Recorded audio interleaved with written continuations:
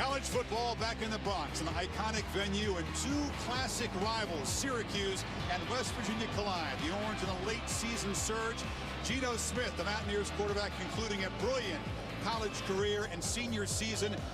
Fan bases very familiar with each other on a sloppy day, a wintry mix in the Bronx, and a feisty beginning as the Orangemen and the Mountaineers nearly coming together after their pregame warm-ups here in the Bronx. The New Era Pinstripe Bowl, edition number 3. The first couple have gone to the Big East over the Big 12. It was Syracuse winning here a couple of years ago over Kansas State. This is the third edition to 7 and 5 teams who've met every year since 1955. This is a trophy game. Back in the Big East, the trophy not in play today, but lots of reasons to watch. And welcome to Yankee Stadium. Chris Fowler, Jesse Palmer, great to be back with you. A couple of transplanted New Yorkers. Tom Rinaldi is a native. He's down there in the slop on the field. So, as I said, reasons to watch the game besides the setting. Old rivals. You don't often see that in the bowl game. It's the 60th meeting. And if you like points and good quarterbacks, we should have that too. West Virginia, easily one of the most explosive offenses we've seen this year, and they're led by quarterback Geno Smith, who again threw for over 4,000 yards this year. At one point this season was the front runner for the Heisman Trophy. A lot of people think he'll be the first quarterback taken in the upcoming NFL draft. Now, he throws to arguably the best tandem of wide receivers in the nation. Tavon Austin on the left, who I think is the most dynamic player in the country. Stedman Bailey on the right, one of the best deep threats in the nation, and a Blitnikoff finalist. Now, they're facing a Syracuse defense that is very aggressive. They like to blitz from all over their field. They're led by this guy, safety Shamarko Thomas. In their game last year, when both were Big East opponents, Syracuse had success pressuring Geno Smith. They confused him with some looks, forced him into some bad interceptions. I think for Syracuse to win this game today, defensively, they have to have the same type of success getting pressure on Geno Smith.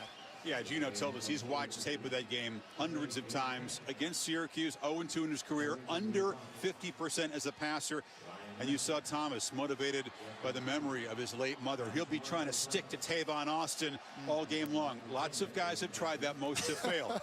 Ryan Nassib for Syracuse, Jesse. NFL scouts know all about him, but fans don't know that much about this. This is a record-setting Syracuse offense, and it's because of Ryan Nassib, who I think is the best quarterback in the country that nobody knows about. Very intelligent, very physically gifted. I think he's a first-round talent. He's got two great receivers to throw to in Alex Lemon and Marcus Sales. Now, the trio of seniors are licking their chops because this West Virginia defense has been very porous this year, especially against the pass. Second last in the country, giving up 327 passing yards a game. They have a lot of freshmen, especially in the secondary. It's going to be critical that West Virginia is able to mix up their looks defensively, try and confuse Syracuse. They're going to have their hands full.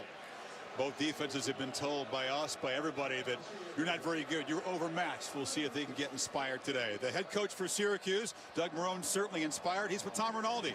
Chris, thank you very much. Doug, we've had snow, freezing rain, steady rain. How would you characterize the field conditions right now? Well, Tom, you can't control Mother Nature. So, the field is what it is, and both teams have to play with it. So that's the one great thing about this sport. It's not going to get called off because of weather.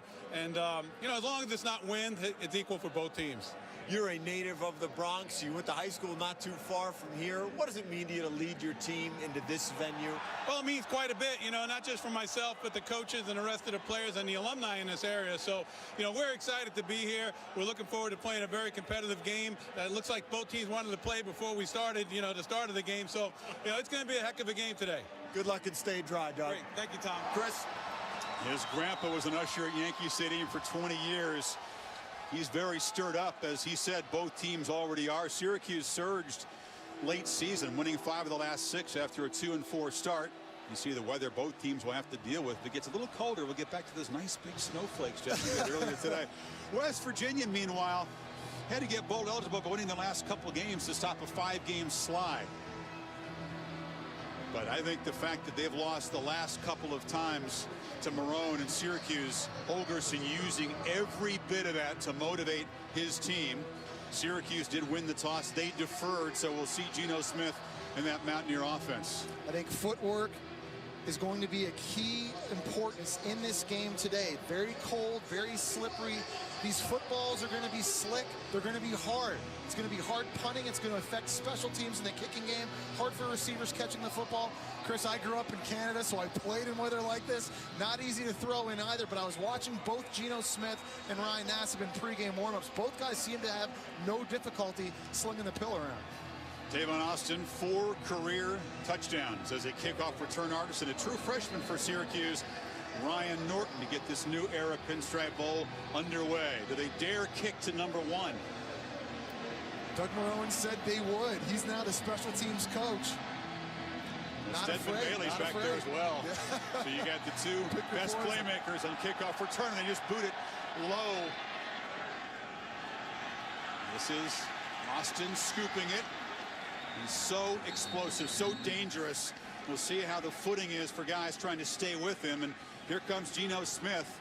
The 5-game losing streak ruined his Heisman chances, but still, Jesse, 40 touchdowns and 6 picks. That's it. I think Geno Smith has tremendous football IQ, and it is going to be key in this game that he's able pre-snap to recognize where the pressures are coming from the Syracuse defense. If he can identify those and get the offensive line set with respect to protections, he's going to find a lot of one-on-one opportunities outside with Stedman Bailey and Tavon Austin. There are some big plays to be had if Geno Smith can get them in the best place. And that's Austin. Right to the left is Smith.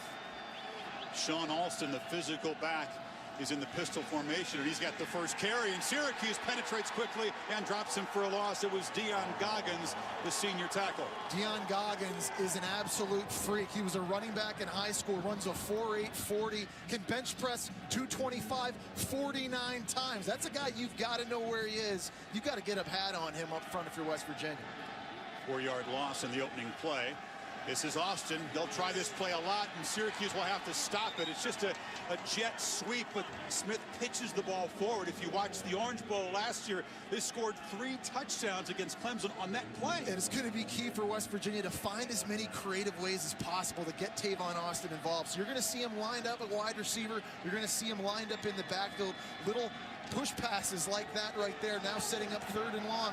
Interesting now to see, does Syracuse dial up pressure and try and force the football out of Geno Smith's hands quick?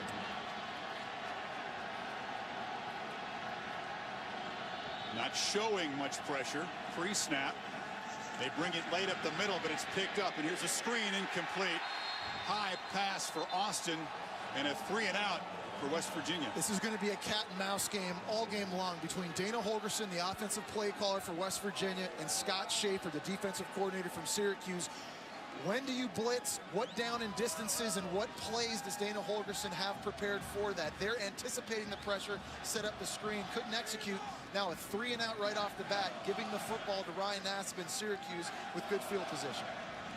Corey Smith is the punter. Ricky Desir, who's a defensive back. Actually, they changed it up, and Tyler Bittencourt, who's the regular kicker, is back in deep punt formation. Syracuse got back onside, and Bittencourt, a low boot. Fair catch by Desir. And a flag down. Did they rough him? Personal foul, roughing the kicker, defense, number 51, 15-yard penalty, first down. So it will be new life for Smith in the offense.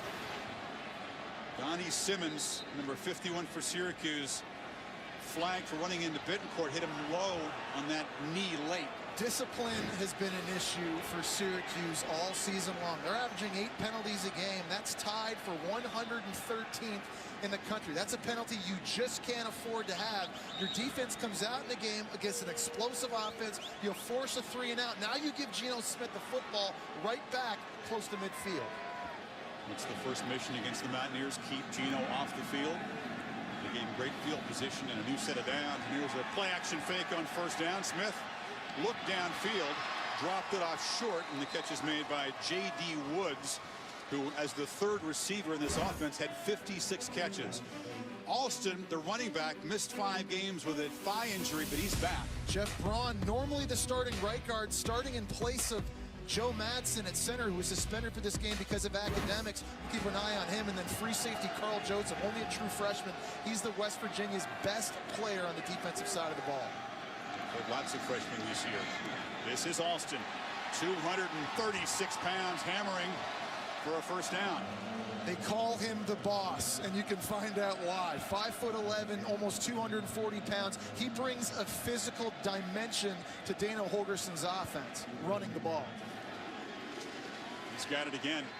His absence was why they put Tavon Austin in the backfield against Oklahoma as a flag comes in late from the near side. Austin went crazy against the Sooners, but they weren't getting the productivity from that position when Austin was out. Pac-12 crew today. Personal foul, face mask, defense, number 13. 15-yard penalty, first down. So a second personal foul in the opening series. Dion Goggins guilty of that one, and they move it closer to the Syracuse goal line. More issues with the penalties. Trust me, West Virginia can gobble up yards on their own. You don't have to give them any, and right now, that's exactly what Syracuse has done. Their second personal foul penalty early in this game. Do our best to keep you posted on where the football is sitting. It's tough with the snowy conditions, but the ball now at the 25 after the mark off.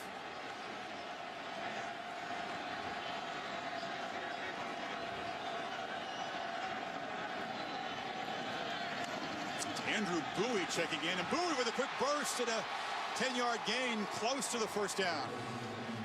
West Virginia is an excellent running football team. There's a misnomer out there that because it's a Dana Holgerson offense, they just throw it each and every down. But in reality, they're running it 46% of the time this year. Great job up front. Bowie doing a nice job with his vision. One cut runner, sees the crease, gets north-south.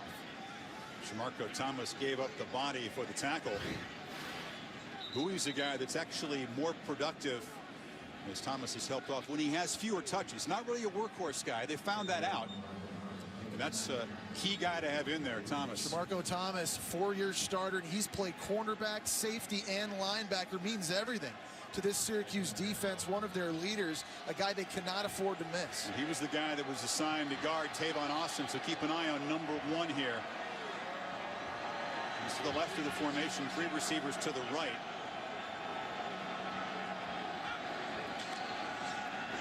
This is Austin in the backfield, tripped up. Good open field tackle made by Siriki Diabate, the Bronx high school product.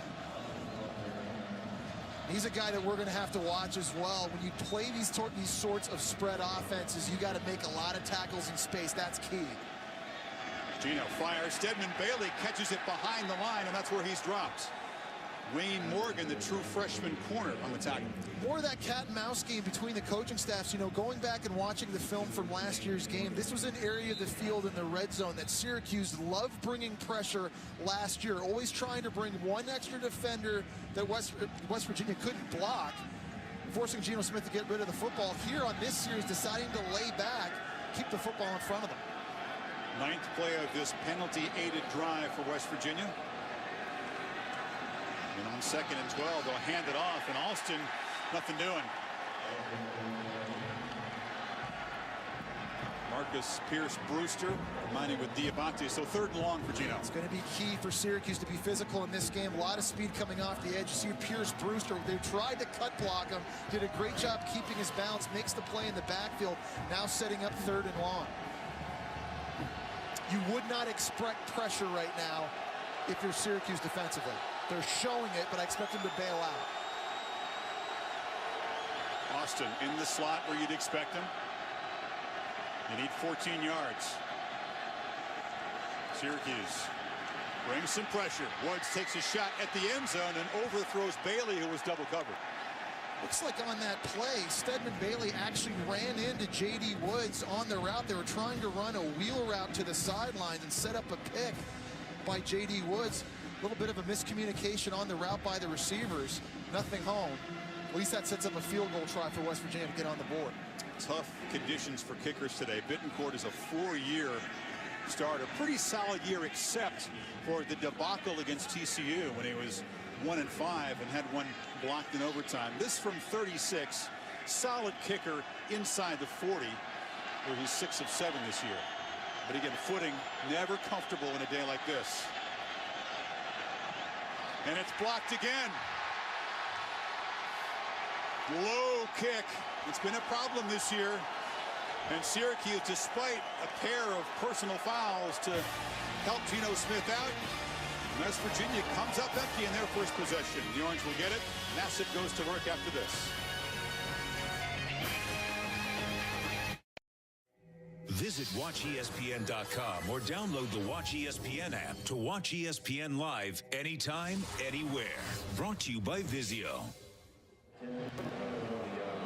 Back in the Bronx, a 12-play drive by West Virginia to open this game comes up empty because of the block by Nick Kindler. Jesse, you know, Nick Kindler's on offensive line for the Mountaineers. From his own Watch team. 79 here, low kick. We talked about the footing, how hard it is to kick a cold, wet ball. It's heavy. It just gets lined. It looks like one of my 2-iron shots.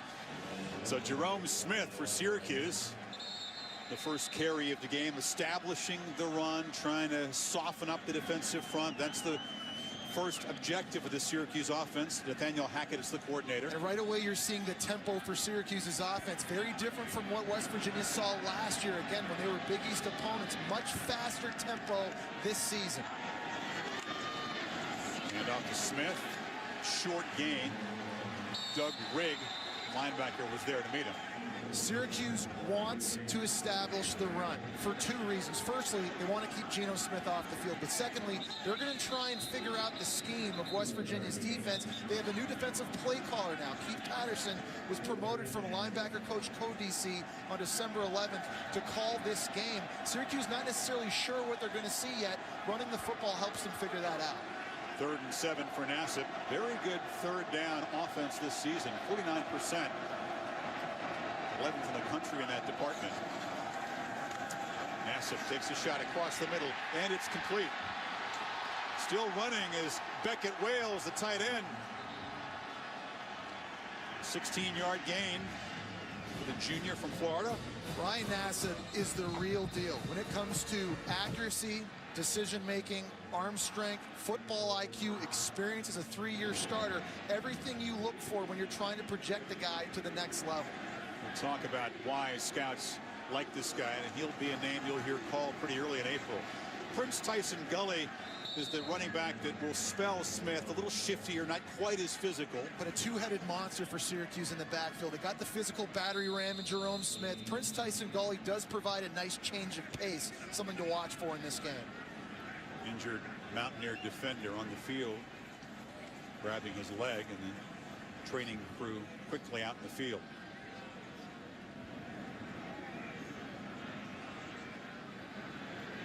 It's going to be a very physical game for this West Virginia defense. You know, they told us in meetings it's important that they stop the inside run. Really a bread and butter for this Syracuse offense in the second half of the season. Inside zone plays. The physicality of this West Virginia defense, especially in the front 7, is going to get tested. Hard to find positive defensive stats for the Mountaineers, but third down defense is one of the glaring weaknesses. Once again, unable to get off the field there. The completion on 3rd and 7. We're still waiting to find out. Get a look at the number of the injured player. Looks like you have the entire West Virginia defense right now is huddled on the field just yards away from this injured defender. A lot of concern being demonstrated here by teammates and coaches alone. You see Dana Holgorsen standing right over him, shaking his head. And the last thing the defense that's already very thin and having to play a bunch of young guys needs is another injury. We'll check the status of that when we come back to New York.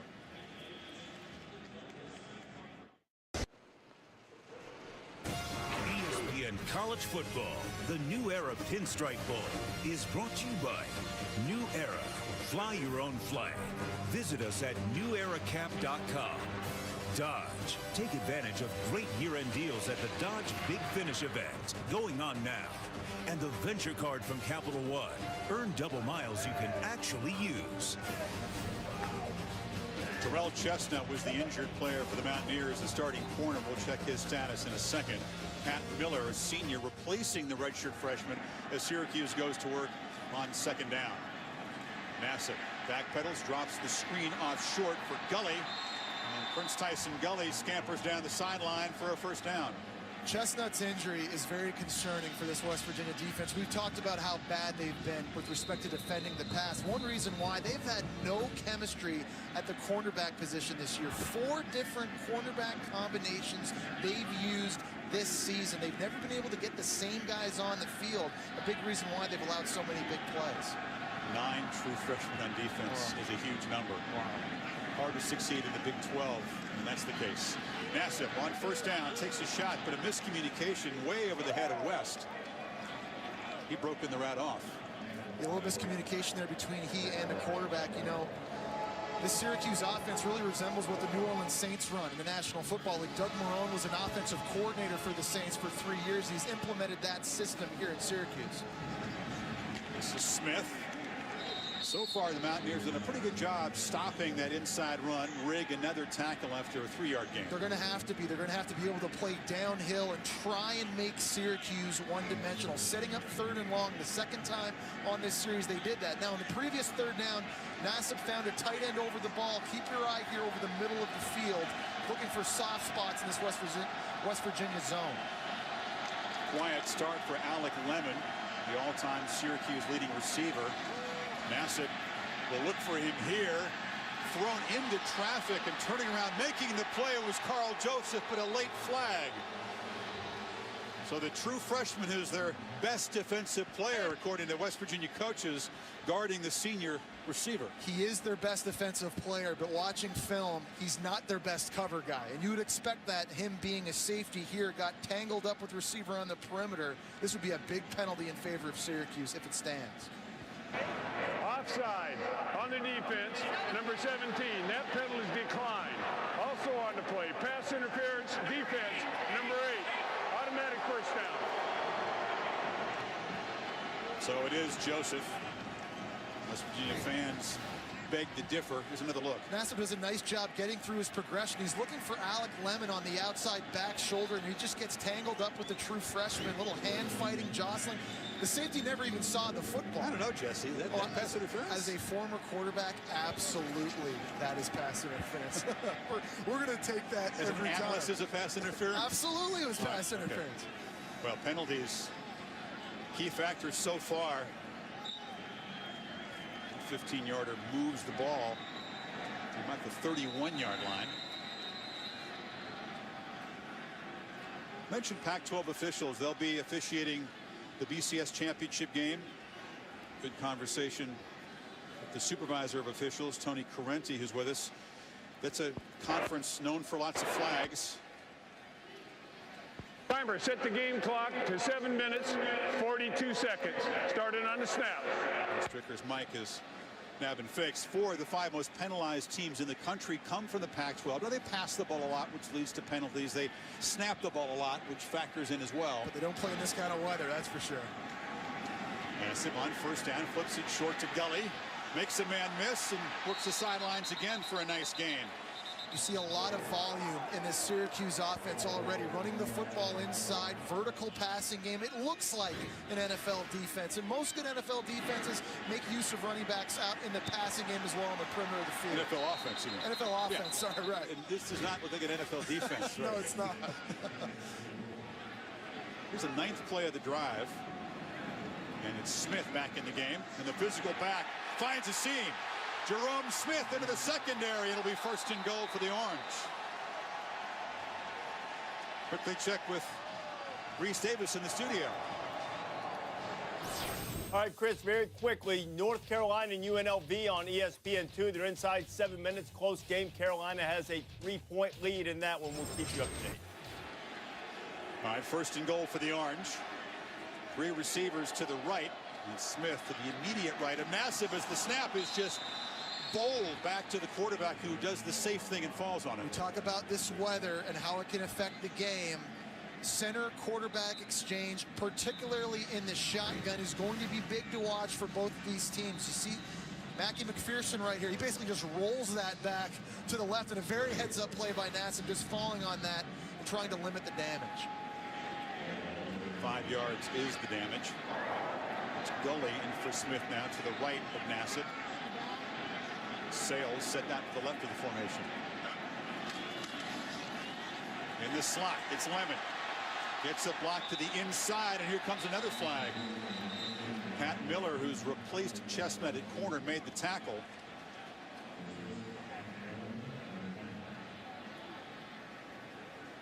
Thrown in the area where the block was made. Could be having a conversation about a pick, perhaps. A potential hold maybe on the block as well. Jared West was out there.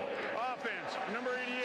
10-yard penalty, still second And the down. receiver is flagged for holding. So Nassib just tries to spit this bubble screen out to Lemon in the slot. Take a look at the top of the screen. There's Jared West. He's going to be working one-on-one up top. See, he's getting his arms outside. That's an easy call. Basically tugging on the shoulder in the jersey with his right hand.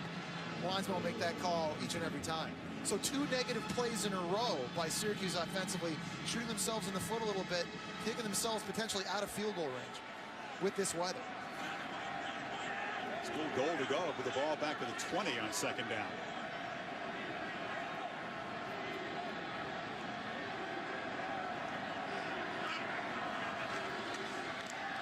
Nassib, get over the middle of Beckett Wales, and the tight end gets back inside the 10, where it'll be 3rd and goal, 13-yard gain. Already watching this game early, it looks like West Virginia defensively is doing a very good job mixing up their coverages, trying to confuse Nassib, but you can see just how quickly he makes his decisions. He finds the safeties, finds his keys, and the football comes out of his hand. Here's an area of the field you look for Lemon up top here in the slot.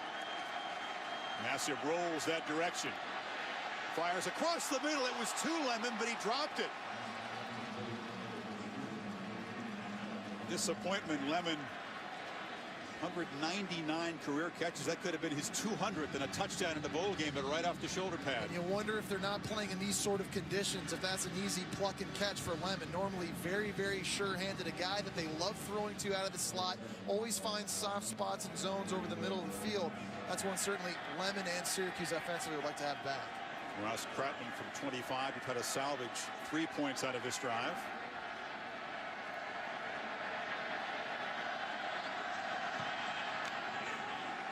Syracuse able to capitalize. West Virginia gets in the red zone, comes up empty on the self-blocked field goal.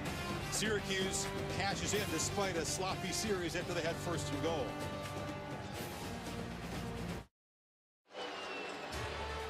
Join us New Year's Day, the Rose Bowl game presented by Vizio. Wisconsin with Barry Alvarez back on the sidelines on an interim basis against the 6th-ranked Stanford Cardinal. 2 good running backs. Monte Ball, Stephon Taylor, 4:30 Eastern time from sunny Pasadena. Sunny Pasadena, the key word right there. I can't wait to watch that game. 2 very, very physical teams. Both teams love running the football. Terrence Stevens, nose tackle for Stanford, suspended for the game. We know they have that great run defense. That could be a major concern for a Wisconsin offense that has gotten so much better running the football over the second half of the season. 539 rushing yards in the Big Ten title game. Wow. Austin back deep again. Ryan Norton, the freshman, kind of kicked it low the first time, and it's the same philosophy here. Make them field it on the bounce. This is Bailey who just tosses it back to Austin. Little hesitation, and he is just electric. He has the ball in his hands. That is a lot of respect, because a second-team All-American had the football and instead decided to pitch it back to the first-team All-American. Biletnikoff finalist Bailey saying, you got it, Tavon. This is your department. Well, here's a guy we're going to be keeping our eyes on now. This is Jeff Braun, who we said was playing center in place of Joe Madsen, who's been suspended because of academics. Now, Jeff Braun has been the backup center all year, normally plays right guard. He hasn't actually played in a game at center since the 2nd game of the 2009 season. Hager, backup left guard, slides over to right guard. The 2nd bowl in which Madsen has been ineligible academically in his career. You see how that affects the snaps on a sloppy day. Already Syracuse misfired on 1 shotgun snap. Austin's in the backfield. Fake it to him and flip it far side. Bailey able to squeeze about a 6-yard gain. And this is why it's important Jeff Braun has a great game. You saw all the time Geno Smith just took there to snap the football. Jeff Braun has to be dialed in at center with respect to where all the pressures are coming from. He has to help get this offensive line set up. We've already seen issues with the weather with shotgun snaps. Jeff Braun's got to play well for West Virginia, mechanically and mentally. They hand it to Bailey. And Bailey, play they'll use so often, kind of glides. Patient, waited for the blocks to set up, picks up 12 yards. Back to Reese. All right, Chris, another game in a baseball stadium, a little more suitable weather conditions. Keenan Reynolds and Navy getting set to take on Arizona State in the Kraft Fight Hunger Bowl at AT&T Park. And Syracuse still delay. Austin gets the late pitch, tries to escape, does, gets a couple of blocks and a very exciting no gain there. That is an unbelievable effort to avoid potential catastrophe. Brandon Sharp at defensive end, number 91, comes right off the edge, virtually unblocked, has an opportunity to make a huge play in the back, but look at the top of the screen.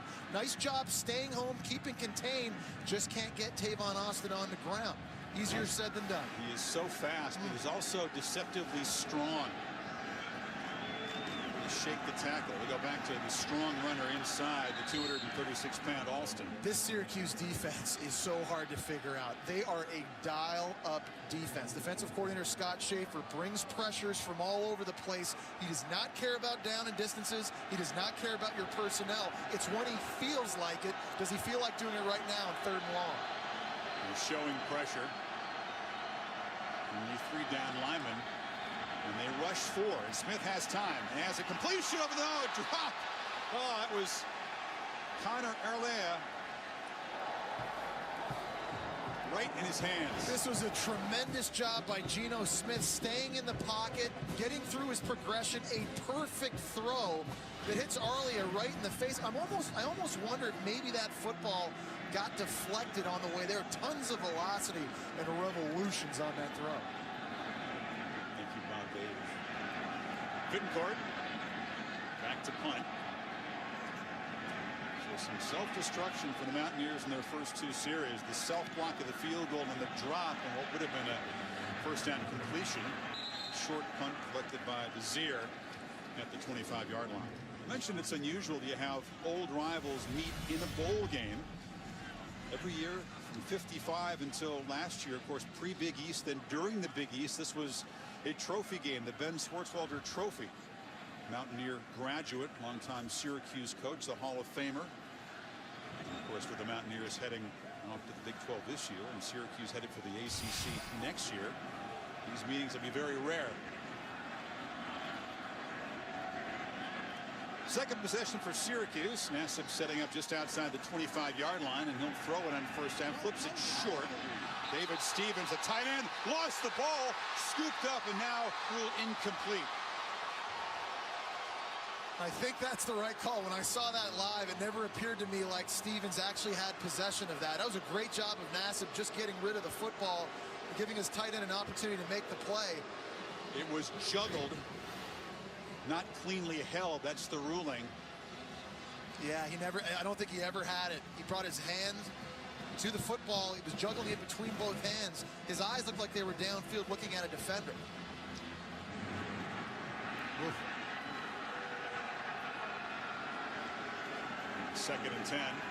Handed to Smith.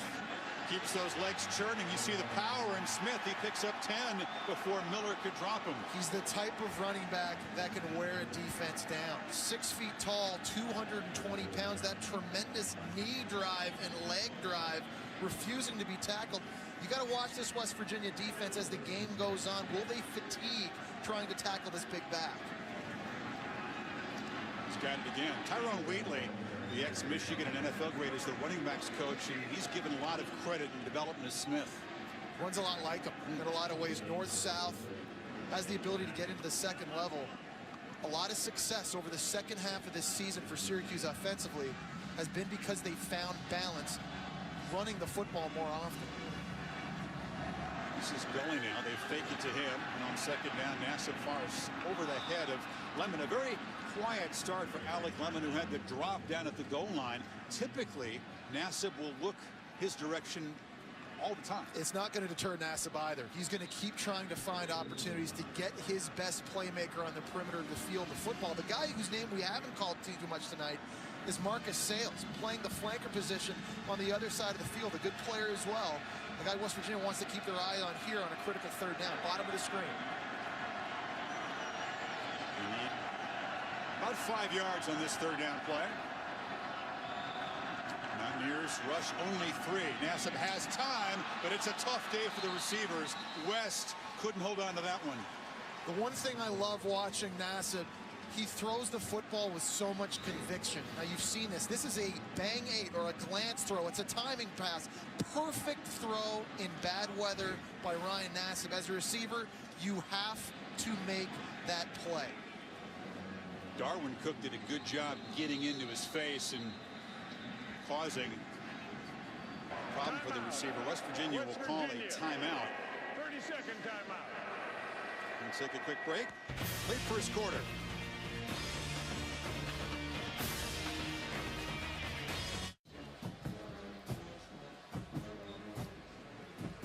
Syracuse drive stalls on the drop pass.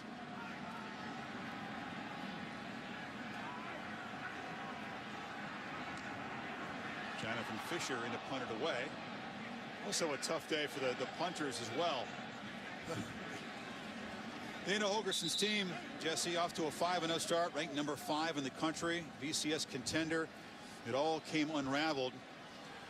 A couple of beatdown losses in the conference, a couple of excruciating home losses in TCU, a couple of overtimes, lost to Oklahoma by a point. Been an up and down season. He told us he's coached in the Big 12 8 years. He's been a part of shootout games. He's never seen anything like this, though. He learned a valuable lesson from his former head coach at Texas Tech, Mike Leach. You never get too up, you never get too down. Everybody loved this team when they were ranked 5th in the country. Austin. The delay, again, a good job picking his way. A flag is down behind the play. What you might consider the holding zone. I'm so used to seeing Austin just take off and explode with that first step. He's having to feel his way with the footing a little sketchy today, but he's also Holding. Offense. Number 77. 10-yard penalty. Still first out. It's the guard, Josh Jenkins. He's also so effective at waiting for those blocks. You don't think of a fast guy being patient necessarily. No, you don't. He's going to have to be against this defense, though, that's so aggressive. And just going back to finish up on Holgerson, I think the one thing he did a very good job of this year, he made sure there was no finger pointing. When you start 5-0, then go 0-5, everyone wanted to point fingers at the defense, but it wasn't like the offense wasn't at fault. They only scored 14 points in their first 2 losses in each game against Texas Tech and Kansas State. But Holgerson kept the locker room together.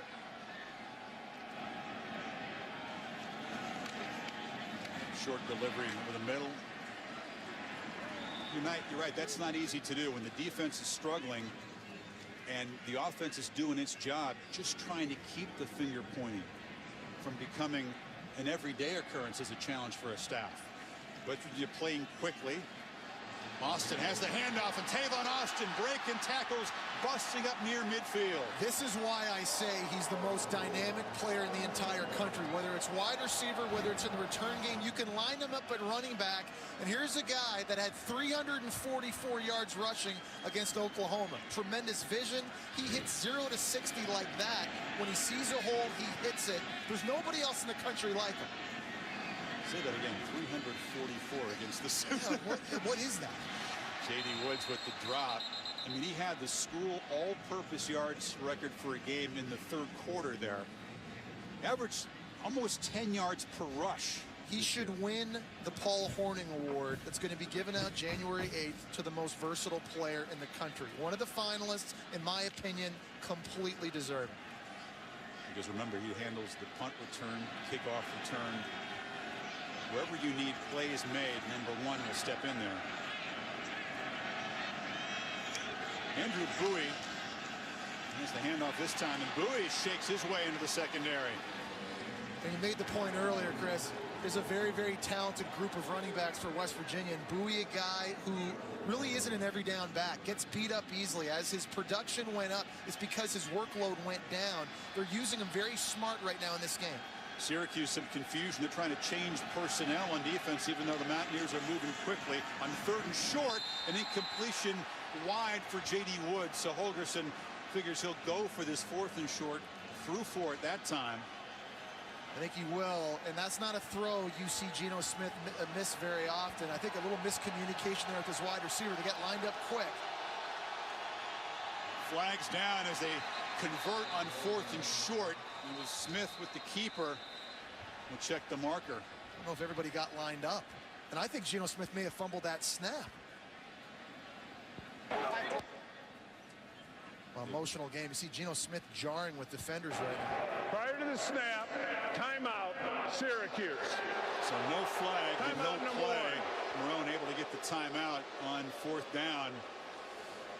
Yeah, it has been a unusual start for Geno Smith, but he'll get another crack on 4th down after this quick timeout. Final minute of the first quarter, ball at the Syracuse 42, 4th and a yard. And stopped in the backfield is Alston. Great penetration. Siriki Diabate, that linebacker out of the Bronx, came around and made the stop in the backfield. This defensive line for Syracuse is on average 48 pounds lighter than everybody up front for West Virginia, but they get tremendous penetration, the linebacker level. Defensive linemen eating double teams. Here's Diabate coming through untouched, able to make a great play in the backfield. That timeout, great job by Doug Marone. Diabate is so inspired, Jesse. He grew up close by Lehman High School, same high school as his head coach, Doug Marone. Went to Nassau Community College. Never played football until his junior year in high school. He's from the Ivory Coast. English isn't even his first language. He grew up speaking French. He had to teach himself the plays on this defense by making a translation from English to French on the plays. It's just remarkable. And it's remarkable to be able to play that middle linebacker position where you're the defensive quarterback calling the signals when you're so late to the game. You're communicating to everybody. He's been a wonderful story, an inspiration, and a real leader on this aggressive Syracuse team. He's made the biggest defensive play of this game so far. And the Cuse protecting that 3-0 lead. Back to work at their 42. Play action fake, and Nassib taking a shot, looping the ball downfield for Sales, and here comes another pass interference flag. Darwin Cook just shoved him. He was beaten early. A lot of air into that ball. Yeah, well, we talked about Sales as a guy you'd have to keep your eye on. He's a very good deep threat for Syracuse. He was open, got behind the defender. Nassib just needed a little bit more air. Pass interference, defense, number 25, contact without playing the ball, 15 yards, first down. You're going to see it again here. Sales, they call him Saturday Sales. He's a glider when he runs. Doesn't really have an X button, but still was able to run right by Darwin Cook, who's normally a safety. A little out of position there, having to cover the best deep threat for Syracuse on the perimeter. Saturdays are the most important day in college football season. He does well in the games. He's not the greatest practice player. Sunday through Friday, they say he kind of glides around a little bit. Sales does it. He got benched when he was a walk-on for not working hard in practice, but on Saturdays he brings it. They ended up putting him in a game against USF. All he did was make plays, so they have to play him. Remember, he had 3 receiving touchdowns in this exact New Era Pinstripe Bowl 2 years ago. Syracuse, what should be the final play of the opening quarter. Smith is dropped for a short loss, so it'll be 3rd down as we turn around, and the Orangemen will be heading toward center field. The first quarter in which Geno Smith threw for a grand total of 19 yards, just 4 of 9. Mountaineers moving the ball mostly on the ground, aided by penalties. It's the end of the first quarter. But a field goal off the back of an offensive lineman in their first series, stopped on 4th and short in another drive. And the Orangemen on a sloppy day in New York City, a team that bills itself as New York's team, is up by a field goal.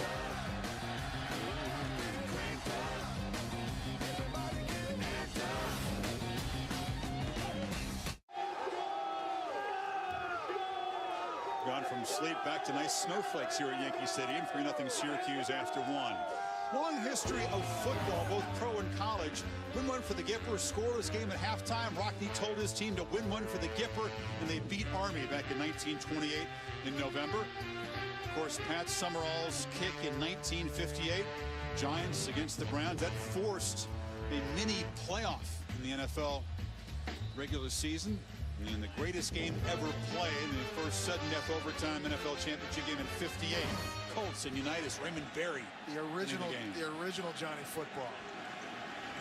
First play of the second quarter, and Prince Tyson Gully has a handoff. Syracuse actually played in the first ever football game several Yankee stadiums ago, a 3-0 classic over Pittsburgh back in 1923. Yeah. You know, funny, Chris, just watching that last play, 3rd down, curious play call. Running the football inside, 3rd and long. You know, kind of giving up almost on that play now in a punt formation with this weather. You know, field goals are going to be very, very difficult to come by. With what you got, that quarterback and Nassib and those receivers, Lemon in the slot, I think you got to throw the football. And a very vulnerable pass defense to work against. So Jonathan Fisher will try to at least pin West Virginia back deep. Good job of the coverage team. It's kind of muffed down there, but they'll fall on it at the 5-yard line. So they get field position, but no points out of it. A 32-yard punt. Tonight, TCU and Michigan State. Late kick, 10:15 Eastern time. The Buffalo Wild Wings Bowl from Sun Devil Stadium in Tempe. TCU, like West Virginia, their inaugural season in the Big 12. Big adjustment. We talked to all the coaches and the players. Style of play, the week in, week out rigors of playing in this conference. Not perhaps as physical as the Big East, but a lot faster, more athletic.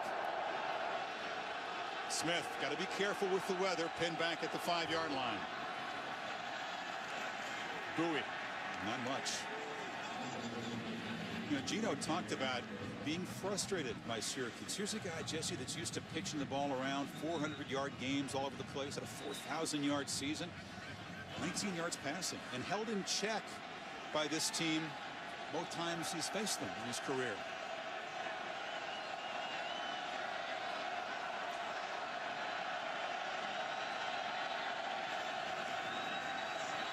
Pick up pressure up the middle. Smith has lots of time, but underthrows his receiver on the far side. It was J.D. Woods, but the ball didn't get there. It goes without saying it. Geno Smith very motivated to have success in this game. This is another throw Geno would like to have back. Nice job looking the safety off. He underthrows this one.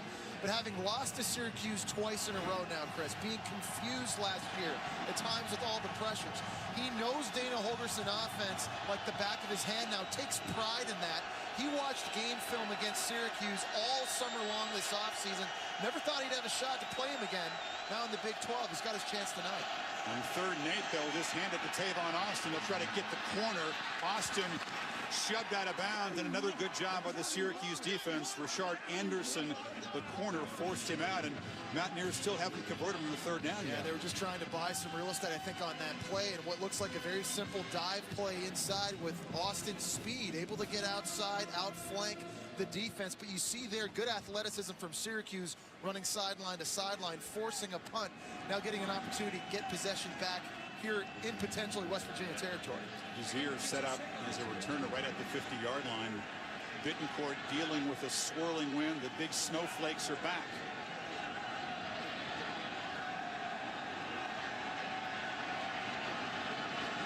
Make an adjustment to collect the snap. It's a very low kick, and Desir hauls fair catch and then just backs away, and the ball just stops dead at the 43-yard line. So excellent field position after just a 31-yard punt.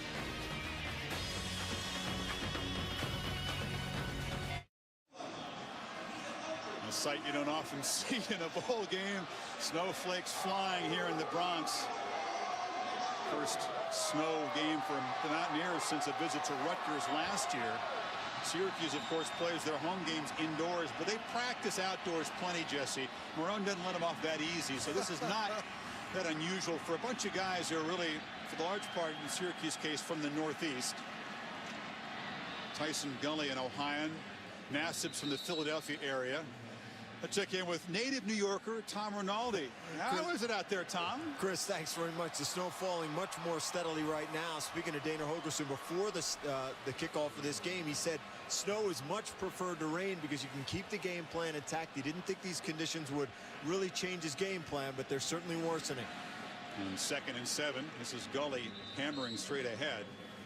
Yeah, you know, Nassib handled the conditions pretty well early, Jess. He started 5 for 6, but he's 0 for 4 since then. Had the drop by Lemon near the goal line. And I think you see them getting back to running the football, trying to set up more 3rd and manageables to help their quarterback out. Well, here's a 3rd and 3. Last time a mysterious play call on 3rd down. Very quiet start for Alec Lemon. And they'll hand it off again. It's a 1st down. Smith getting just enough near the 32-yard line. Josh Francis on the stop. This is what Syracuse needs to do. You know, they started the year 2-4, and they were moving the football well, but they had too many turnovers, and they were putting Ryan Nassib in bad situations. Second half of the year, they got back to running the football and staying committed to it, and as a result, finished the regular season 5-1. You see them running the ball more now. They got to. Another carry for Big Smith. Yeah, 8 picks for Nassib in the first 6 games. Only 1 in the second half of the season because a lot of the pressure was taken off by that running game. And as you see, you know, in the second half of the year, you see just the numbers on Nassib, but they ran for 88 more yards per game. And as a result, sacks went down, turnovers went down, third down, and red zone offense went way up. Most importantly, they were scoring 13 more points a game. And that was key for Syracuse down the stretch. You haven't seen many teams attack West Virginia on the ground because they've been so vulnerable to the big play. A lot of patience shown, but there's a hammering hit. Terrence Garvin from his linebacker position. Nassib never saw him, and he is down still. Wow, Doug Marone knows it. That was a big shot that his senior quarterback just took. Terrence Garvin comes from off the edge. Nobody touches him, and he runs flush into Ryan Nassib. Here he is right at the bottom. There he is. Right tackle Sean Hickey is supposed to fan out and get that. That's a mistake up front on the offensive line by the right tackle. That's how it sounded.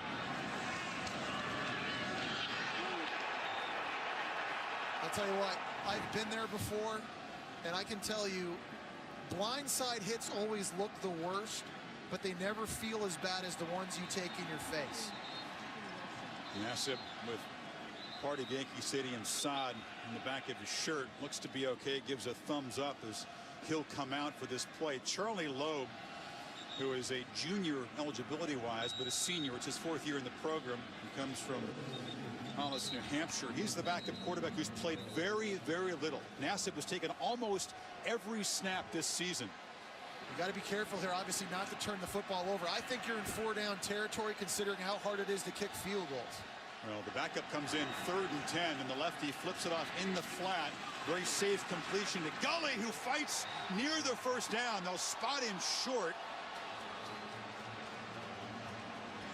So a good call. They played it back to the boundary, and it is going to be 4th and short as Nassib's trotting back into the game. It is a good call by offensive coordinator Nathaniel Hackett. The 3rd time in this game now they've gotten Gully on a swing pass into the boundary, basically an extension of the sweep play. Right now you're expecting Jerome Smith running this thing downhill. He's to the right of Nassib, who took that big shot and missed just one play. On the exchange, little bit of a slow handoff. Wright was there to meet Smith, who's very near the marker. They're trying to run behind their best offensive lineman, Justin Pugh, at left tackle. They're going to have to bring on the chains, come in and measure this. Yep. Looks like from here they got it. It's going to be a couple of links of the chain either way. Boy, Nassib, wow. That shot he took, he gave the thumbs up. He figured he wasn't injured, but right back in the game, and it's 4th down when he comes back. Well, how about the offensive coordinator deciding to throw the football with the backup quarterback in on a critical 3rd down? And they do get the first down. It's the ball at the 21-yard line of West Virginia. We know it's tough to see the yard markers. You talked about the tough Pennsylvania connection. You got 3 offensive linemen that are from PA, a couple from Western PA, Hugh and Nassib are from Eastern Pennsylvania.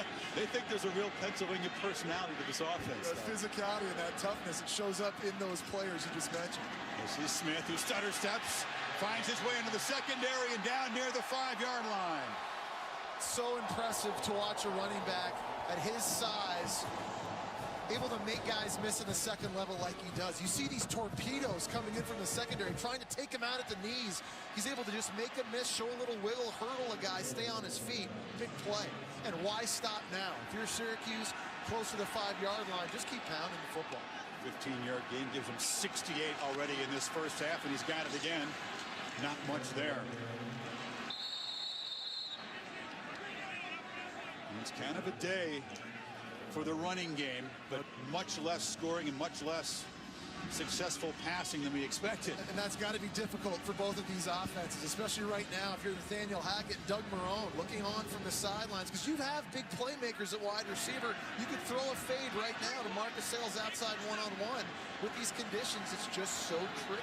Sales to the right, Lemon to the left. They hand it off inside to Smith. The old fake jump pass from Nassib. The fake jump pass trying to freeze the linebackers and safeties so they won't run up as quickly as they have been. One thing West Virginia's done a great job defensively in this game, they're playing downhill, making plays in the backfield, playing very physical. 11th play of this drive, the ball a yard away from the goal line on third down. Smith again. No, nothing. Met at the line of scrimmage by the true freshman safety, Carl Joseph. He's only a true freshman, but he is their best player on defense. Plays without any fear. Very physical. And here goes Syracuse, appearing they're going to go for it now from what appears to be the 1-yard line. Wow. Expect something off the left side again. This is Smith again, and again stopped short. Second effort. No, they rule him down. Darwin Cook got penetration, and West Virginia makes a stand and takes over. Each defense has had a big stop on fourth down. We talked about linebackers and secondary level players playing aggressively, shooting through gaps, and making plays. You're going to see Cook here just at the top, coming right up the middle from the safety spot. Wow, makes collision with Smith in the air. It looked as though Smith had a defender wrapped around his feet. Did he ever hit the ground? Did his knees ever touch? He landed on a couple of guys. He felt like he was still up and made a lunge for the end zone. Visions of Stanford, Notre Dame in overtime right here. There's the contact. See, I think his knee touches right there. Yeah. That's a good call, him being down. A great effort, not only by number 98, Will Clark coming off the edge, but Darwin Cook shooting in from the safety spot. What a massive stop for West Virginia's defense.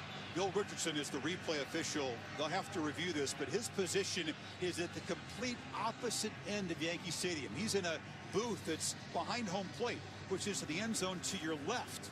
So he's got binoculars looking at the field. And with both of these teams playing at a high tempo, he knew his job was going to be challenging, Jesse. On a scoring play like this, you want to be sure. Oh, no doubt about it. But I do believe that the judgment of Richardson will confirm what was ruled on the field, which is that the knee was down. And that is a big play with respect to confidence for this West Virginia defense. You talked about all the youth they have, all the inexperience. For the review, the ruling on the field is confirmed. The runner's knee was down with the ball short of the goal line. First down and 10, West Virginia. They've been criticized all season long. They've given up way too many explosive plays. What would West Virginia's record be if it weren't for this defense? What bowl game would they be playing in? But you take another look again. Will Clark off the edge. Darwin Cook up the middle, stopping a 220-pound back right at the goal line. Wow. So a 12-play, 41-yard drive produces nothing. And West Virginia, for the second consecutive possession, backed up near their goal line. It's Alston lined up behind Geno Smith. And in the gun, Smith is pressured and dropped for a safety. Did the ball come loose? There's a pile up there. Cameron Lynch was there to hit the quarterback who doesn't have the football. Still no signal from this crew. Talking about it, did Smith have the ball when he went down? Wow. Scott Schaefer, the defensive coordinator for Syracuse, decided to bring the heat off the top of the screen. To the right side of Smith. Ruled initially a safety. Yeah. And that is the judgment. Wow. So Cameron Lynch is playing because Spruill, linebacker, suspended, sitting out at least the first half.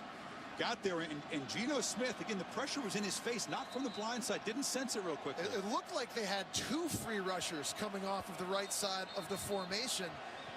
It wasn't a hot answer for Smith at the top of the screen. You're going to see he's looking left the entire way. There come two rushers. Sean Alston late in protection at the running back level, and it's just a block party. Diabate also gets involved from the middle linebacker spot. Watch the football here. Yeah, see, it's out. When does it come on loose? the I mean, that ball is out before Smith hits the ground. That's why I think there was hesitation. No, I thought when watching that live that it's out. You see right there the football here at the bottom of the screen. Two hands on the ball. It gets spun around. Now it's out. I mean, it's out before it hits the ground. But a West Virginia player, a lineman, looks like he jumped on it. He came back in the play and got on top of that. I think that's why they ruled that a safety. So 3 Orangemen converge on Smith and create the safety. 5-0 in the Bronx. ESPN College Football, the New Era Pinstripe Bowl, is brought to you by New Era. Fly your own flag. Visit us at neweracap.com, projectluna.com, and the Experience Buick Lease. It's a new lease on luxury. So the sack and the safety puts Holgerson's team in a 5-0 hole. Tony Correnti is the Pac-12 coordinator of football officiating. Joins us now to give the official side of that. Tony, looked like a fumble and a recovery by West Virginia. I'll show it to you after the kick. Smith did not have the ball when he hit the ground. There were about 3 Orangemen who converged on him, but nobody looked for the ball. Desir on the short kickoff. Able to get it back to the 35-yard line. Here's another look, Tony. Let's take a look at this. Pressure from the right. And the ball is out there. And the ball is clearly out. And you'll notice in the next shot you'll see recovered by a West Virginia player in the end zone. Therefore, he's down on the ground. It is a safety with West Virginia recovery. Well, that ball sat there for a long time. It looked like Josh Jenkins, the guard, finally dove on it. Tony, thank you. Well, there isn't much of an explanation from the officials after that as Gully carries on first down.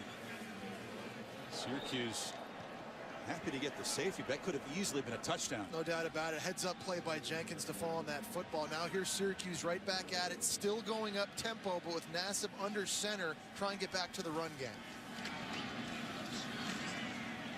This is tough on a defensive line. The Mountaineers were out there for a long time. Syracuse hammering away at the middle with Smith and Gully now back on the field. No doubt about it. You mentioned this earlier, Chris. This Syracuse offensive line that doesn't have one player over 300 pounds, being very physical right now. They're getting a lot of push into this front 7 of West Virginia. Pugh and Chebane are near 300 pounds, but you're right, that's a rarity in college football these days to see a line without a 300-pounder. Short gain for Gully. It's amazing watching Syracuse because this is a different offense from a year ago. Last year, this coaching staff decided they needed more explosive plays. So in the offseason, they studied tape of Oregon, Missouri, and Toledo and decided they wanted to go no huddle, up-tempo, more shotgun. It's the same offense with some minor adjustments, but they had to change all of the terminology. Those wordy West Coast verbiage plays are now just one word long so that they can go fast. Passing game timing has just not been there. Sales unable to get that wide pass from Nassib. We thought this would be a quarterback showcase game. All the scouts looking at Smith and Nassib. It's been a tough day. It's been a day for the running backs and the O-linemen. And all of a sudden, both offensive coordinators and play callers now deciding to go to shorter passes. You see Nassib's efforts now, his attempts the last few series have been in a much more controlled game. But those are throws you just saw there that have to be completed. Nassib has missed his last 5. Needs 7 yards on this third down. Has time, flips it into traffic. And a flag comes in very late. Protesting is Carl Joseph. Darwin Cook was in coverage. Terrence Garvin as well. Prior to the pass being thrown, holding on the defense. 10-yard penalty, first down. Once again, Mountaineers just unable to get off the field. The third down penalty moves the sticks. Syracuse trying to get their tight end over the middle of the field right here. Yeah, there's an obvious pull right there over the middle. That was going to be a good throw. Nassib knew it right away. You know, the tight ends in this game last year were big for Syracuse. You know, they caught 4 touchdowns last year against a very different defense from West Virginia, different scheme, different play caller, but already tight ends have been involved early and often. So from the 39, a first down run for Smith, who picks up, or Gully, I should say, picks up about 7. Check back with Reese Davis. Chris, Kraft Fight Hunger Bowl, Arizona State and Navy. It was just over a week ago that Arizona State, Marion Grice, mourned the loss of his brother who was killed in a robbery attempt. Grice goes into score. Sun Devils up 14-0. And Gully headed for the end zone here in New York. Prince Tyson Gully up the gut. And Syracuse stretches the lead against a fatigued defense. 33 yards to the end zone. As a defense, you live and die by the blitz. West Virginia going to bring heat off the edge. And that leaves a huge crease away from the pressure. A great play call by Syracuse offensively and their coordinator, Nathaniel Hackett. You take risks and gambles. West Virginia has felt defensively they've had to add more pressure to try and make plays in the backfield. It can hurt you sometimes. Didn't get the touchdown, Jesse, in the fumble recovery, but almost as good. That safety set up great field position, and the Mountaineers defense right back out there, giving up a 65-yard touchdown drive. Prince Tyson Gully, the junior from Ohio, taking it right into the end zone in center field in Yankee Stadium, and the Cuse up 12-0.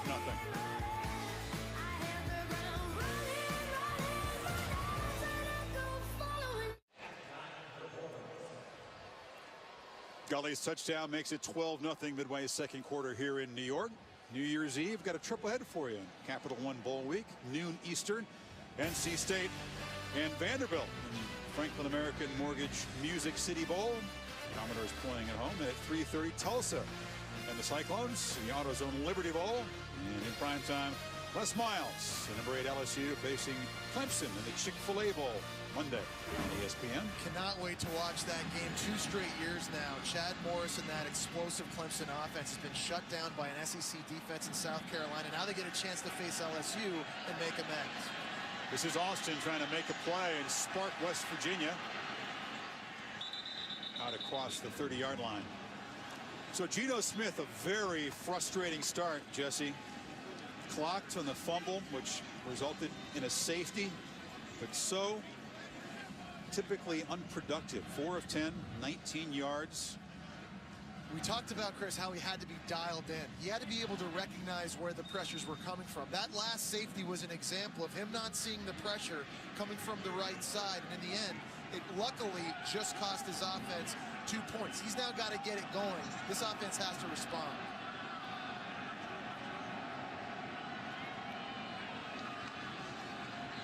Play fake. They flip it back to Bailey. And Bailey is tracked down for a short loss. Shamarko Thomas, who was shaken up early, got back in there to make the tackle. Yeah, this Syracuse defense is not shell-shocked. They haven't played a top 25 offense all year long, but they've seen good quarterbacks. They've seen Matt Barkley and Teddy Bridgewater from Louisville this year, and they're making plays right now. This is Austin. Flip pass again. Short gain will set up another 3rd and long. Diabate made the stop. They don't look afraid of Tavon Austin instead of Bailey, because they've seen Robert Woods, they've seen Marquise Lee, and right now West Virginia just having to be creative. We've seen a lot of these push passes, quick ways to try and get Tavon Austin the ball. They need to find him again here right now in the slot. But they don't convert, and Syracuse jumped offside there before the play. So a free play, and now another penalty flag downfield. It'll be interference. Anderson against Woods, but the 5 yards would not have cost him the first down. Wow. This penalty will.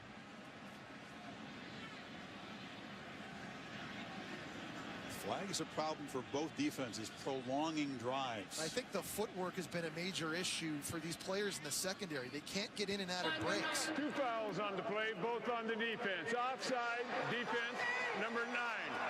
Number 13, pass interference, defense, number 9. 15-yard penalty, first down. Yeah, the offside would have set up a 3rd and short. The pass interference gives them a first down, of course. They'll mark off 15 yards. You feel the DBs have suffered because they're just unable to get good footing? Yeah, they just can't get in and out of breaks when wide receivers understand where they're running. These DBs right now really are on their heels, and they're having to revert to grabbing jerseys just to stay up on the ground. Ball at midfield.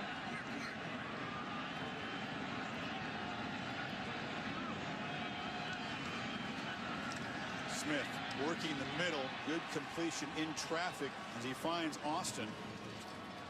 so uncomfortable. Gino looks kind of cold and annoyed out there so far, but maybe he'll find his rhythm now. He's going to have to find it. He's going to have to find it against pressure. You see his numbers against the blitz as a starter. Against other teams, very successful. 24 touchdowns, only 3 picks. He's not completing 50% of his throws, though, against this Syracuse defense in 2 games. Second and short. They hand it off to Bowie, who gets the first down. When you talk about a defense, you call it a dialed-up defense. Offensive guys would say unsound. It's beatable. If you just make the right read and execute, you can beat this kind of a defense. They're up quickly again on first down, but that's why it's frustrated Smith in the pass against this team. The problem is with Syracuse defensively, there's no tendencies. You don't know when they're going to bring the pressure because they don't look at down and distance or what personnel you're in. They bring corners, they bring safeties, they bring linebackers.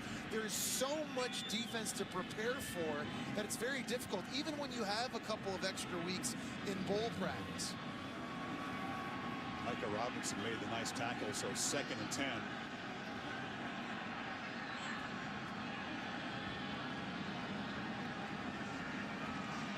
Smith, screen, Bailey has blocker. Stedman Bailey shakes free, heads for the end zone, touchdown.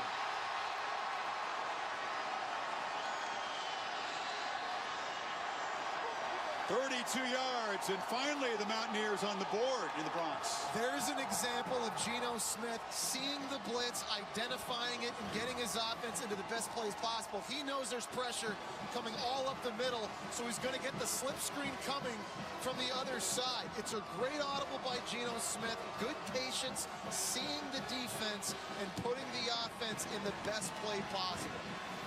So many yards after the catch for this receiving tandem for West Virginia. So many plays like that where Bailey or Austin have shaken tackles and ripped off huge gains. 69-yard, 6-play drive to answer for the Mountaineers. And if not for those 2 Syracuse penalties on 3rd down, it'd have been the Mountaineers defense back on the field in a hole. As it stands, a new ball game in New York. Bailey finds the end zone.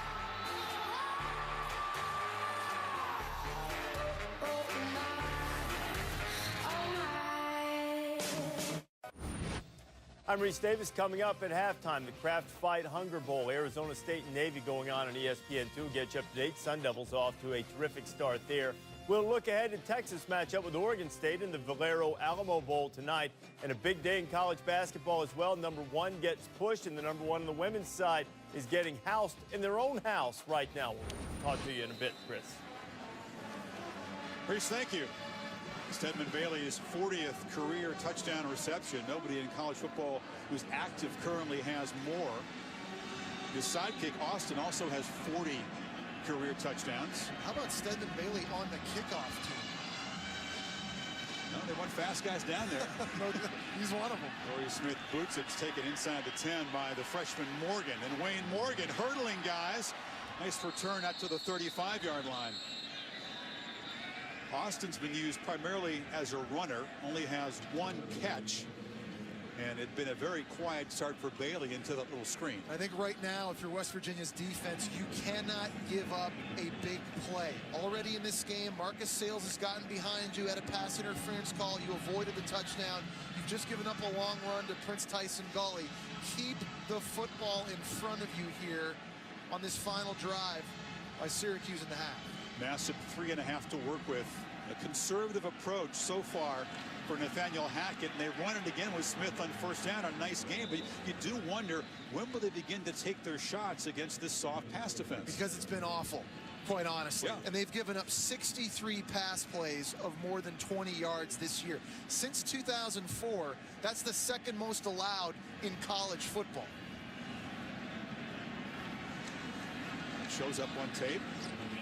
Every opponent sees it. Every opponent licks their chops, as you said in the open, but so far, not many opportunities for Nassib. They've gotten a pass interference on 1 deep shot, but the running games have been very successful. So they're being patient. And Chris, I don't know if you can argue right now with Syracuse and their philosophy offensively. If you're getting 8 and 10 yards a crack like you are right now running the football, just stay with it. They're gashing West Virginia. Ball at the Mountaineer 47, first down. Run it again. Ripping at the ball. The Mountaineers, did it come loose? Yes, a fumble. And returning it back to the 50-yard line is West Virginia. So sometimes less than sound tackling technique pays off.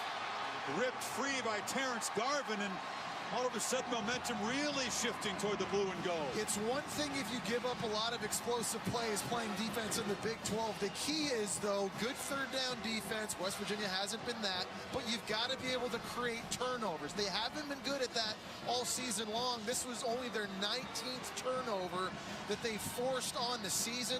A great job of defenders running to the football. Garvin had a huge sack on Nassib earlier in this game, now forcing a giant fumble, giving the football back to Geno Smith. Yeah, the dependable linebacker making his 37th career start. Creates an opportunity for Smith now with 2:40 until halftime, the ball at midfield. Smith on a play fake. Looks far side, a high throw collected by J.D. Woods for about 7 yards. Geno Smith showing you the football IQ right there. Did you see how quickly he got through his progression, scanning through 3 or 4 receivers before getting the football out? That's a wide field comeback throw. That was an NFL throw right there.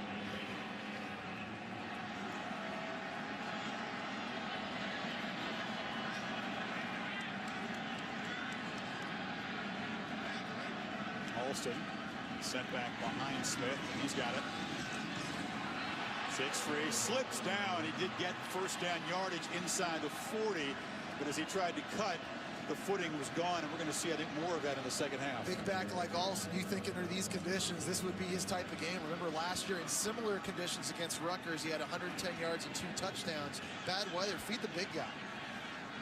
The Syracuse defense got to be a little bit shocked right now. They were pitching a shutout until a quick touchdown drive, right back on the field after the turnover and on their heels now. Dana Holgerson's offense has never had a runner like Sean Alston. You think in these quote-unquote air raid offenses, you always have a scat back playing in the backfield. Alston is a no-nonsense one-cut runner that's provided a physical dimension. Smith, another one of those long cross-field throws to Woods. A flag is down.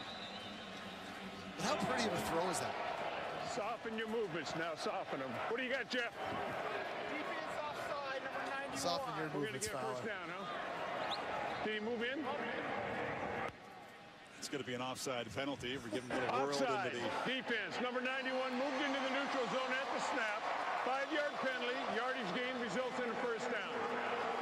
Marone will have a conversation about penalties at halftime, no doubt. No doubt. Well, and that's been an issue all season long. We talked about that, averaging 8 a game. It hasn't been good. There have been big ones. There have been personal fouls. There have been pass interferences that have kept drives alive and led to touchdowns in this game so far. Got to play smarter down the stretch. Austin comes in motion. It's Bowie in the backfield behind Geno Smith on first down.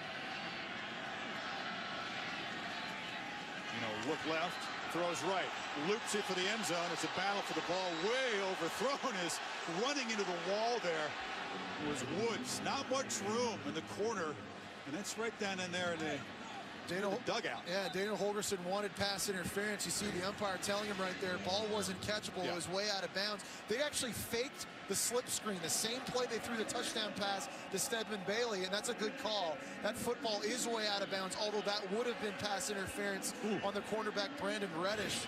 You want to play in a baseball stadium? get those boundaries really close. Back to your quarterback. So let's avoid that route. So you throw a fade in the end zone out there. It is dangerous. Yeah.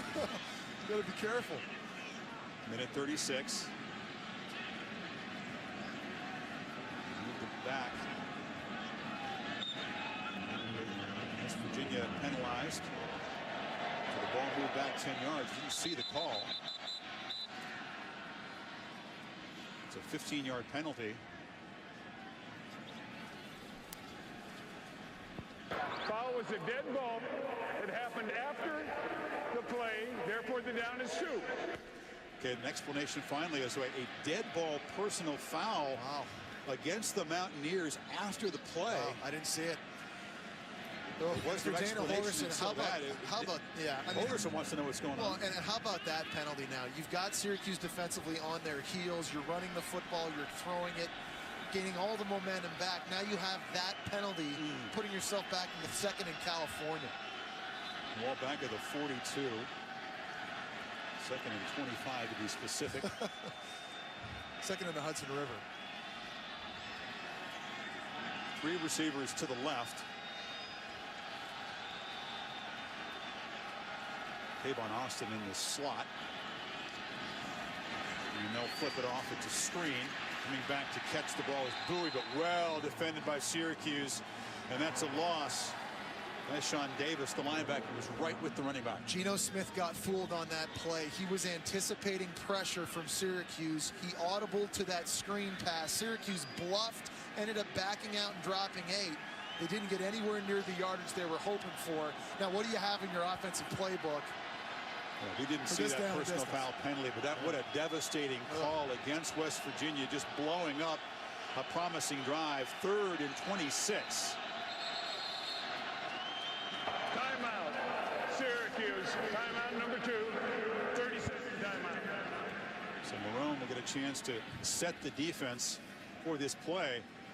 We came out here, we saw the snowflakes flying. We knew it might be kind of a funky day. We also figured it could still be a day for the offenses, Jesse, but this has been an unexpected first half. It has. I think, looking forward to the second half now, regardless of what happens here at the end of this half, the team that plays the smartest and the team that takes the best control of the football and does a good job with ball security, I think wins this game. We've seen sloppy play. We've seen 5 penalties from each side. We've seen turnovers. This is one of those games with the conditions the way they are. Even though we have 2 high-octane offenses, the team that plays the smartest will win this football game. Neither team has played a very smart first half. Would you agree? Absolutely, I would agree. Bunch of flags. Mentally and from a technique standpoint with respect to fundamentals. So it's Tavon Austin in the backfield on 3rd and 26 from the 43.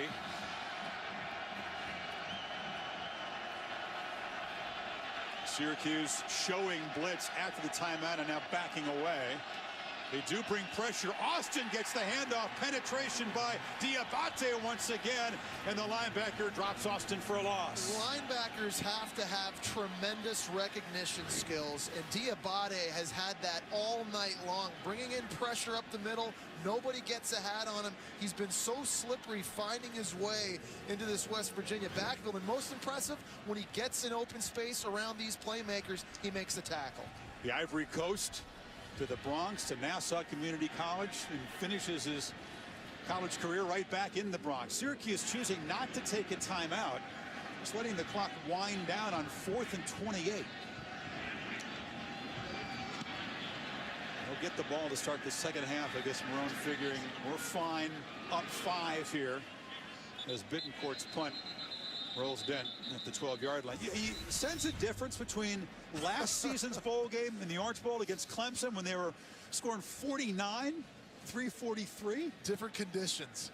Certainly, Geno Smith, it hasn't been as easy throwing the football. They haven't had, those push passes to Tavon Austin taking him in for scores.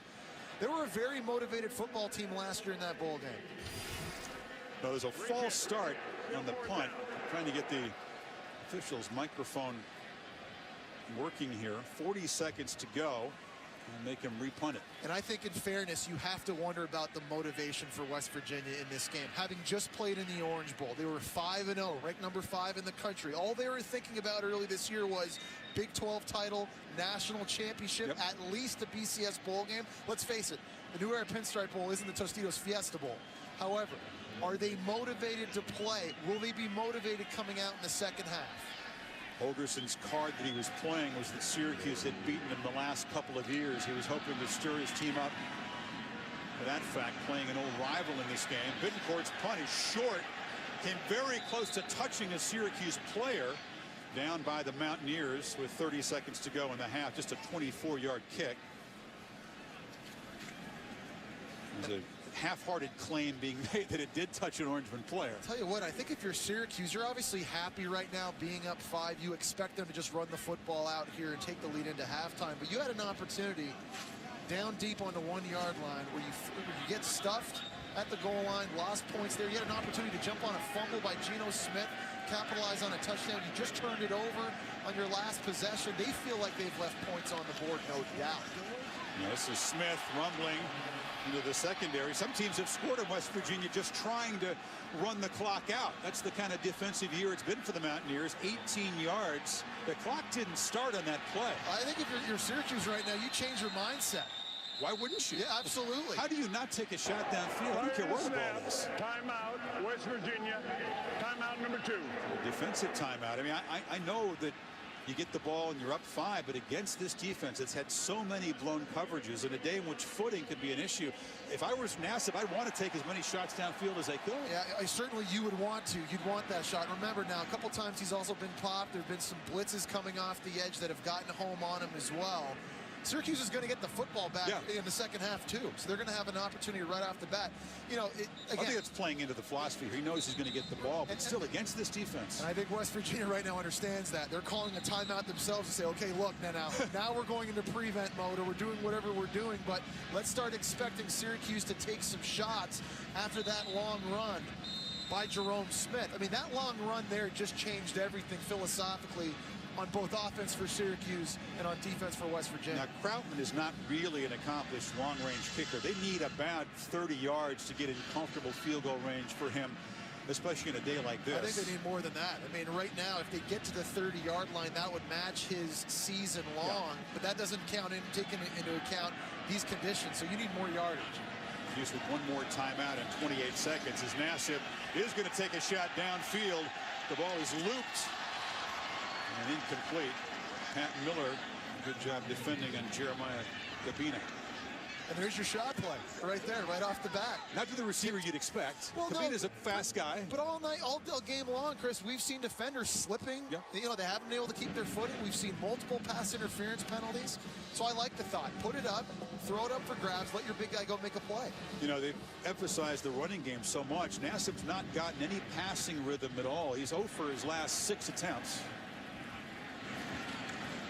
Syracuse still with the timeout in the pocket. Nassib loops it mid-range and a nice hands catch by Sales. Now they're ruling it out of bounds, juggling it at the 40-yard line. So no catch. Yeah, West Virginia understands that Nassib's taking chances now, so they dial up the pressure. That's a nice route by Sales on the comeback. Just couldn't pull it in, Right here, it's a beautiful throw, a timing throw by Nassib. Thought he had it off his knee, right to someone on the West Virginia sidelines. He did make a nice catch. Tell you what, that's a big drop because they still have a timeout left. Woulda, coulda, shoulda.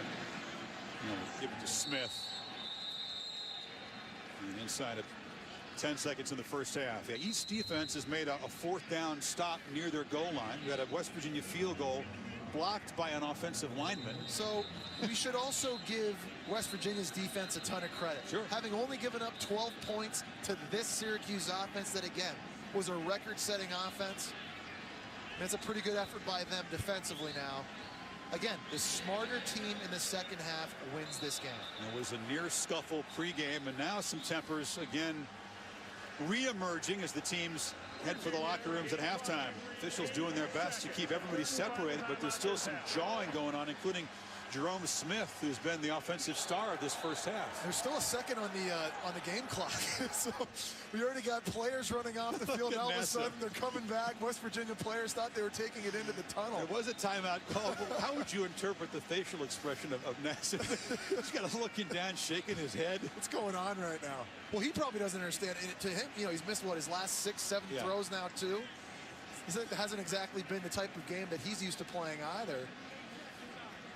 Nassib just 46 yards passing, 5 of 13. Both quarterbacks had hoped to make this a personal showcase. Let's face it, your last college game.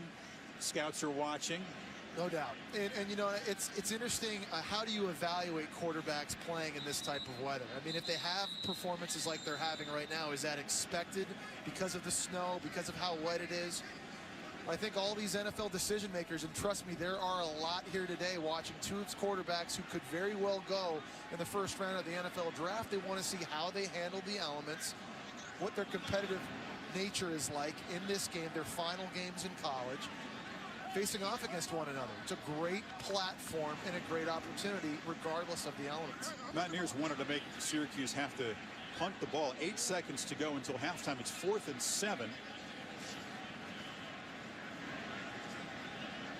Austin was back to receive the punt, but it looks like the Syracuse offense is on the field. And that put 8 seconds back up. Yeah. 4th and 7. The play takes less than 8 and you don't get it. The Mountaineers would have a chance to turn around. And they're lined up in the I formation. I'm not sure if Nassib understands what the game clock's reading right now, what the situation is. West Virginia, 3rd and final timeout this half, 30-second timeout. Well, there was 1 second on the clock. There was some confusion, and maybe you're right. They didn't realize it was back to 8 seconds. Well, I just wonder. That's a 4th down play. If you just run it, West Virginia's going to have a chance. Yeah, that's what I'm saying. It looked as though Syracuse was just going to run some sort of lead play, and that could have given the football right back to West Virginia there. Had they not called the timeout, I wonder if Syracuse would have even realized that. And now the Cuse have their punting team on the field. Now they figured it out. Dana Holgorsen and his coaching staff may have just done Syracuse a giant favor. That would have been a weird twist to a weird first half. And at least would have given them an opportunity to take a shot into the end zone. You know, then who knows? Well, if you're smart, you don't just punt the ball to Tavon Austin here. You kind of kick it away from him. Doug Marone, who is the special teams coach, said they would, but they need 4 seconds hang time. That is a very short, very high kick. It kind of takes the return out of it. Still rolling around, and finally, at 0-0, it is stopped. A bit of everything, but not nearly as many points as we expected in this first half. Holgorsen's offense producing just 122 yards, just 64 from Geno Smith. Did have the touchdown pass from Stedman Bailey. Big first half for Jerome Smith on the ground, and Prince Tyson Gully a touchdown run for Syracuse as the Orangemen lead 12-7. Let's go to Tom Rinaldi with Coach Holgorsen. Chris, thanks very much. Dana, a lot of people expected a lot of scoring in this game. How have conditions affected that? Well, obviously they're affecting everything that we're doing. It's a very, very, very sloppy surface. I understand both teams got to play in it, but we're both dealing with the same thing. Nobody can get any separation. It's tough to keep your feet. How do you try to build some momentum offensively with Geno given these conditions and the field? Well, it's tough. You know, we just got to work through it, try to stay ahead of the chains. You know, Syracuse did a good job of backing us up a couple times, and if you got long yardage situations, you're not going to be very successful. Thanks very much, Dana. Appreciate it. Chris? That crew trying to blow some of the snow off the field right in the back pocket of Mr. Rinaldi. So to reach the guys in the studio, 12-7 here in the Bronx at the break, guys. You're watching ESPN's presentation of Capital One Bowl Week. Two prolific offenses held in check so far by defenses that have struggled this year. The New Era Pinstripe Bowl, only 17 offensive points, throwing a Syracuse safety, and it's 12-7 at the break.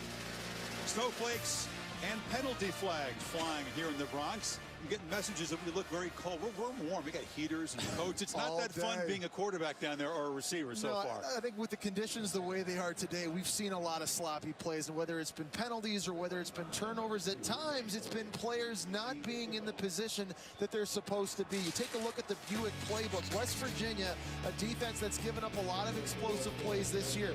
They're going to bring pressure off the top of the screen. They need 2 safeties deep. The cornerback, Pat Miller, very slow getting back to his half of the field, and that allows Syracuse running back Prince Tyson Gully to crease the defense all the way into the end zone. We talked about the conditions again, Chris. Sloppy play, whether it's penalties, turnovers, all the different things we've seen. You got to play smarter in the second half. Syracuse will get the ball to begin as Wayne Morgan, the freshman, tries to make a play, diving just across the 20-yard line. So a game plan for Nathaniel Hackett and quarterback Ryan Nassib in the first half that fit what they said they wanted to do, which is try to run the ball, muscle it against the interior of the West Virginia defense, but penalties really aiding both offenses. Yeah, no doubt about it. And I think it's mental mistakes. I think we've also seen turnovers. There have been issues in the kicking game as well. We said it. There's no other way to say it. The smarter team wins this game in the second half. And Jerome Smith, a very busy first half. 18 carries, 86 yards. It was Prince Tyson Gully that found the end zone. Continue to wonder when they're going to take that downfield shot. Nassib finished the half, Jesse, with 7 straight incompletions. And They stay on the ground. It'll set up 3rd and short as they go to Tom Rinaldi. Tom? Chris, thanks very much. Talked to Doug Marrone as he came out here for the start of the second half. He said his team needs to do a much better job tackling. That's what he stressed. Penalties, he said, had been a killer in the first half. As for the condition of the field, he said, I'm on the sideline coaching. The players have to learn to deal with it. Chris? That's an all offensive lineman. Just deal with it. Up the gut goes Smith. A first down and a lot more into Mountaineer territory. Pat Miller finally stopped him, but 25 yards gives Syracuse fresh life. Syracuse had so much success in that first half running the football, being physical at the point of attack. David Stevens, the tight end, does a nice job coming back on the wham block to seal the backside edge. Syracuse is going to continue pounding the football forward until West Virginia proves they can stop them.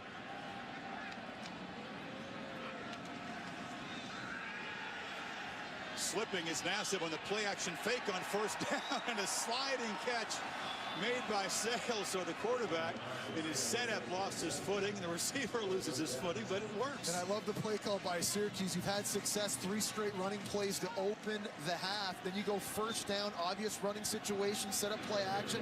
Not easy to complete these throws downfield, but a nice pitch and catch there by Nassib and Sales. Yeah, they got 19 yards, so in 2 plays, they're at the Mountaineer 30. This is Gully up the gut again and 7 more yards. I think if you're West Virginia defensively now, you seriously need to consider starting to creep your safeties up closer to the line of scrimmage so they can get involved in the running game, creating that artificial 9-man front. The risk with that, of course, is football's being thrown over your head, particularly deep downfield. Do you want to gamble if you're Keith Patterson calling plays for West Virginia?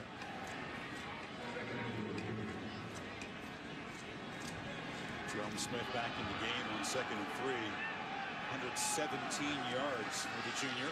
But Nassib will be hit behind the line. A sack as Terrence Garvin for the 2nd time comes into the face of the quarterback. Terrence Garvin has been a monster in this game for West Virginia. Had a big sack early in the first half, stripped a football that led to the only turnover of that first half. Here a nice job, doing a nice job, just lunging inside, completely crosses the face of tight end Beckett Wales. Poor job in pass protection.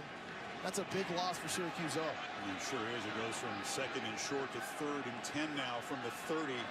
Very marginal field goal range at this point. Nassib steps up, fires over the middle, complete. First down near the 12-yard line. And making the catch is Jared West. 18-yard gain. Not the guys we're used to seeing catch passes for Syracuse. No, but right now Ryan Nassib will take it, considering the first half he had, especially at the end of that. West Virginia has to do a better job getting pressure with its front 3 defensive linemen. They've done okay when they've brought in pressure from the linebacker level, but you can't give Nassib time to comb his hair in that backfield. First down fake. Nassib, who likes to pump fake, diving forward for 2 yards. The 3rd down conversions, as Mark mentioned at halftime, a problem for both offenses. West Virginia hasn't converted one. Syracuse, until this drive, was just 2 of 8. That's why it's so important that both of these offenses run the football effectively to set up 3rd downs and manageable.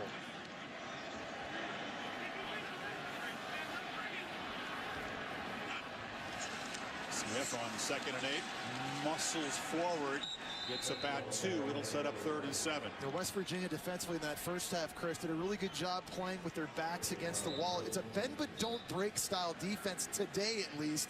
It seems like the closer and closer they get to their own end zone, the better and the better they play. Remember, they had that giant 4th down stop in that first half. What do you do here? Do you bring pressure again and try and force the football out of Nassib's hands? I think you do. He needs 7 again on 3rd down. 10th play of this drive.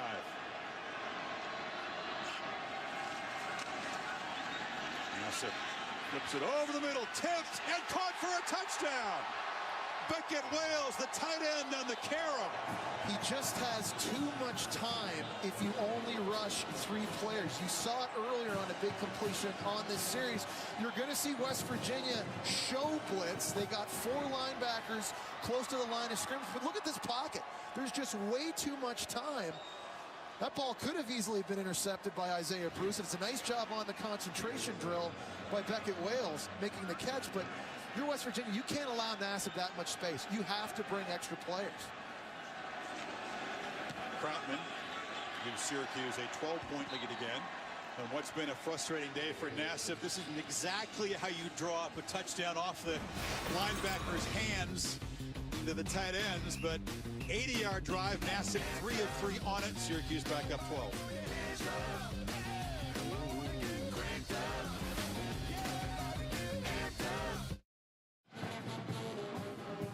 Beckett Wales, junior from Venice, Florida. We experienced very few days like this growing up. Off the carom, Isaiah Bruce got a hand on it. And Syracuse converting third down play into a touchdown to stretch the lead to 12 here. Early stages of the third quarter, and an increased urgency now for Geno Smith, Bailey, Austin to answer. There was that very costly and semi-mysterious personal foul call late in the first half when they were trying to drive for the lead. Right through both Austin and then Bailey, who collects it inside the 10 and is spun down as a flag comes down. Return goes across the 15, but it's going to be half the distance.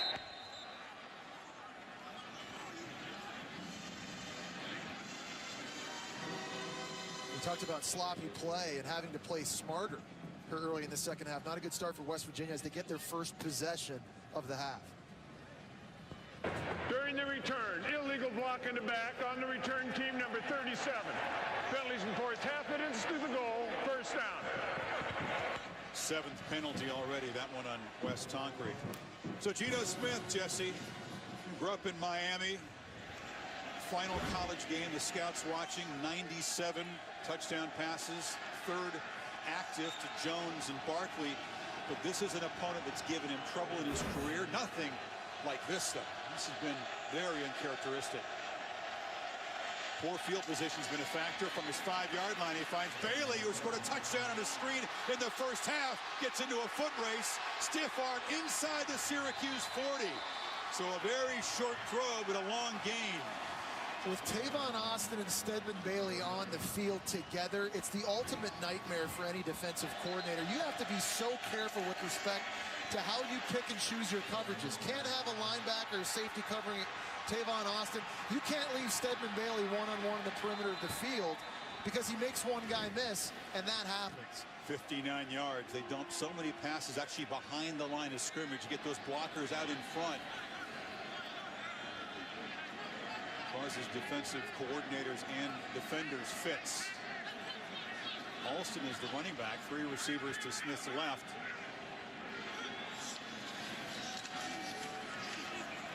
This is Sean Alston. Not much. You mentioned Geno Smith having to wake up right now at a critical time in this game. I think his greatest improvement this season, he became the general of this offense this year, in total control at the line of scrimmage, understands what defenses are trying to do to him. He's involved in the game plans each and every week. He's changing plays at the line of scrimmage. This is a tough defense to figure out. He's going to have to dial in right now. You see him taking his time early, again, trying to make sure this offense is in the perfect play possible. Not always easy to recognize where the pressure is coming from against Syracuse. They show blitz to the right side. It comes that direction. Smith throws to his right, and the catch is made. And it's Woods. You kind of take a look back at Geno Smith at the start of this drive, kind of looking at his teammates. Hey, let's go. Let's go. Time to wake up. We're backed up. Let's put this together. Let's remember who we are. This is the competitive spirit, I think, that you're seeing right now from Geno Smith. Something I love watching when I see him play. Still haven't converted on 3rd or 4th down today. 0 for 6 on 3rd down. They need 3 here. And the handoff. Austin trying to fight his way back to the line of scrimmage. Barely makes it, but doesn't get the first down. It's Marquise Sproul, who was suspended for the first half, the starting linebacker, now in the 3rd quarter, in the big tackle. Give Syracuse credit defensively. They've been able to contain Tavon Austin. They've only allowed 1 reception by him, and when West Virginia has tried to get him outside the run game, they've beaten him to the punch, made tackles. 4th and 2. I think this is a defense, if they stay the way they are, I think you can actually run into this front. Big moment in this game, down by a dozen. Don't want to give Syracuse the ball back. They hand it off inside, and getting the first down is Bowie, heading for the pylon, a dive, touchdown.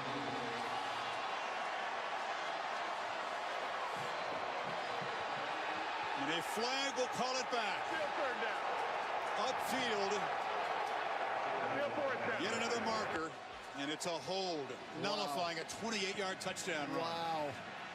Dana Holgorsen obviously upset. That was a tremendous job by Geno Smith, audibling at the line of scrimmage, seeing a front by the defense that he knew he could run into and gash them with, doing exactly what he has to do, and yet another example. Bad decisions, sloppy play. These penalties, Fourth wow. and 12 now, so it's not only does it nullify a touchdown, it takes you out of field goal range. Undisciplined. And you saw it at the end of that first half with West Virginia marching the football. They got a big 15-yard penalty that took them out of an opportunity to score. And now you have this type of penalty. We've had a hard time with the West Virginia, officials' timeout number one. microphones working today in these conditions, hearing the numbers and the penalties. Didn't get one again on that call. You know, Quentin Spain, the left tackle, was very upset after that play. Came back stomping and marching. And I don't know if that was him reacting to another teammate that had a potential hold, or if that was because it was called on him. We'll say it again. Pac-12 produces 4 of the 5 most penalized teams in the country. They would tell you that's because more plays are run in an up-tempo conference, more passing teams, which lends itself to penalties more than running plays. But some of the coaches in that conference would tell you that officials will call it a little differently. Now, they would dispute that big time. And Pac-12 officials will officiate the BCS championship game. Notre Dame and Alabama are not heavily penalized teams, but flags, many of them justified, have been a big factor today. Holgorsen disgusted with that call. 4th and 12. Syracuse wary of a fake. They do punt it and try to pin the Orange back. That ball bouncing into the end zone. So once again, a promising West Virginia march absolutely destroyed by a major penalty. They net only 18 yards on the punt. Orange back on attack, up by 12. ESPN College Football, the new era Pinstripe Bowl, is brought to you by the Capital One Cash Rewards Card with a 50% annual bonus, Jeep Grand Cherokee, and Taco Bell. Sometimes you gotta live Mas. New York City just packed in the last few days of 2012, awaiting the dropping of the ball in Times Square. Snowy afternoon in the Bronx. And the Viewer Drive recap shows us that Syracuse marched 80 yards, had been having trouble converting on 3rd down. They were 3 for 3 in that drive. But it was very, very balanced. They got off to a good start with a long run by Jerome Smith. Then they hit Marcus Sales on a big pass play. Then hit Jared West before the touchdown pass to tight end Beckett Wales. Syracuse hitting on all cylinders, running and throwing the football early here in the second half. They take over after the touchback. The touchdown run by Bowie nullified on a flag against the tackle Quentin Spain. Now they get right back to work trying to soften up that defense. This is Gully. And this is really a pick your poison dilemma right now, I think, if you're West Virginia defensively, because early in this game, you try to send a lot of pressure. Then Tyson Gully gashes you on a long touchdown run. On that last drive, you lay off and don't rush after Ryan Nassib, and he picks you apart down the field. So what do you do if you're Keith Patterson? You have to keep mixing it up. Nassib on 2nd and 8. Trying to get the ball to Sales, but it's picked off.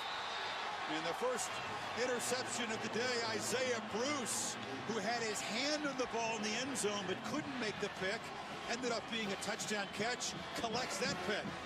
We talked about the youth on defense. Isaiah Bruce, only a freshman, 2nd on the team in tackles, making big plays. Here he is in coverage, and that's just a poorly placed throw by Ryan Nassib. Based on where the defender was, that throw has to go to the outside shoulder opposite Sales to give him an opportunity to make the play.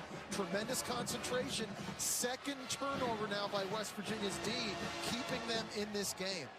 Bruce, a guy who made some freshman All-American teams, sets up Smith, who pump fakes, and then gets hit as the ball is loose. No whistle yet, no signal. It's being ruled on the field, a fumble, and a recovery by Davis for the Orangemen. So this will be looked at, but Geno Smith losing the football. just after the interception, set him up in great position. Sudden change defense by Syracuse, and this is a coverage sack which forces this fumble. Geno Smith looking for the fake screen, and then he's looking downfield. Nothing was there, and there's Brandon Sharp, who's been terrific this season, had 4 sacks against Pittsburgh, forcing that. Watch the coverage here. They fake the screen. A lot of orange helmets downfield. There's nowhere for Geno Smith to go. That forced the sack. That was a tremendous job in the secondary. Great total defense. West Virginia calls a timeout. Ruling on the previous play was a fumble recovered by the defense. The head coach for West Virginia is challenging that ruling. It's tough when both these teams play quickly. You have to sometimes use a timeout. The replay officials forced to act instantaneously. Holgorsen wants him to check out that play, ruled a fumble by Geno Smith. So, a challenge as we take a break.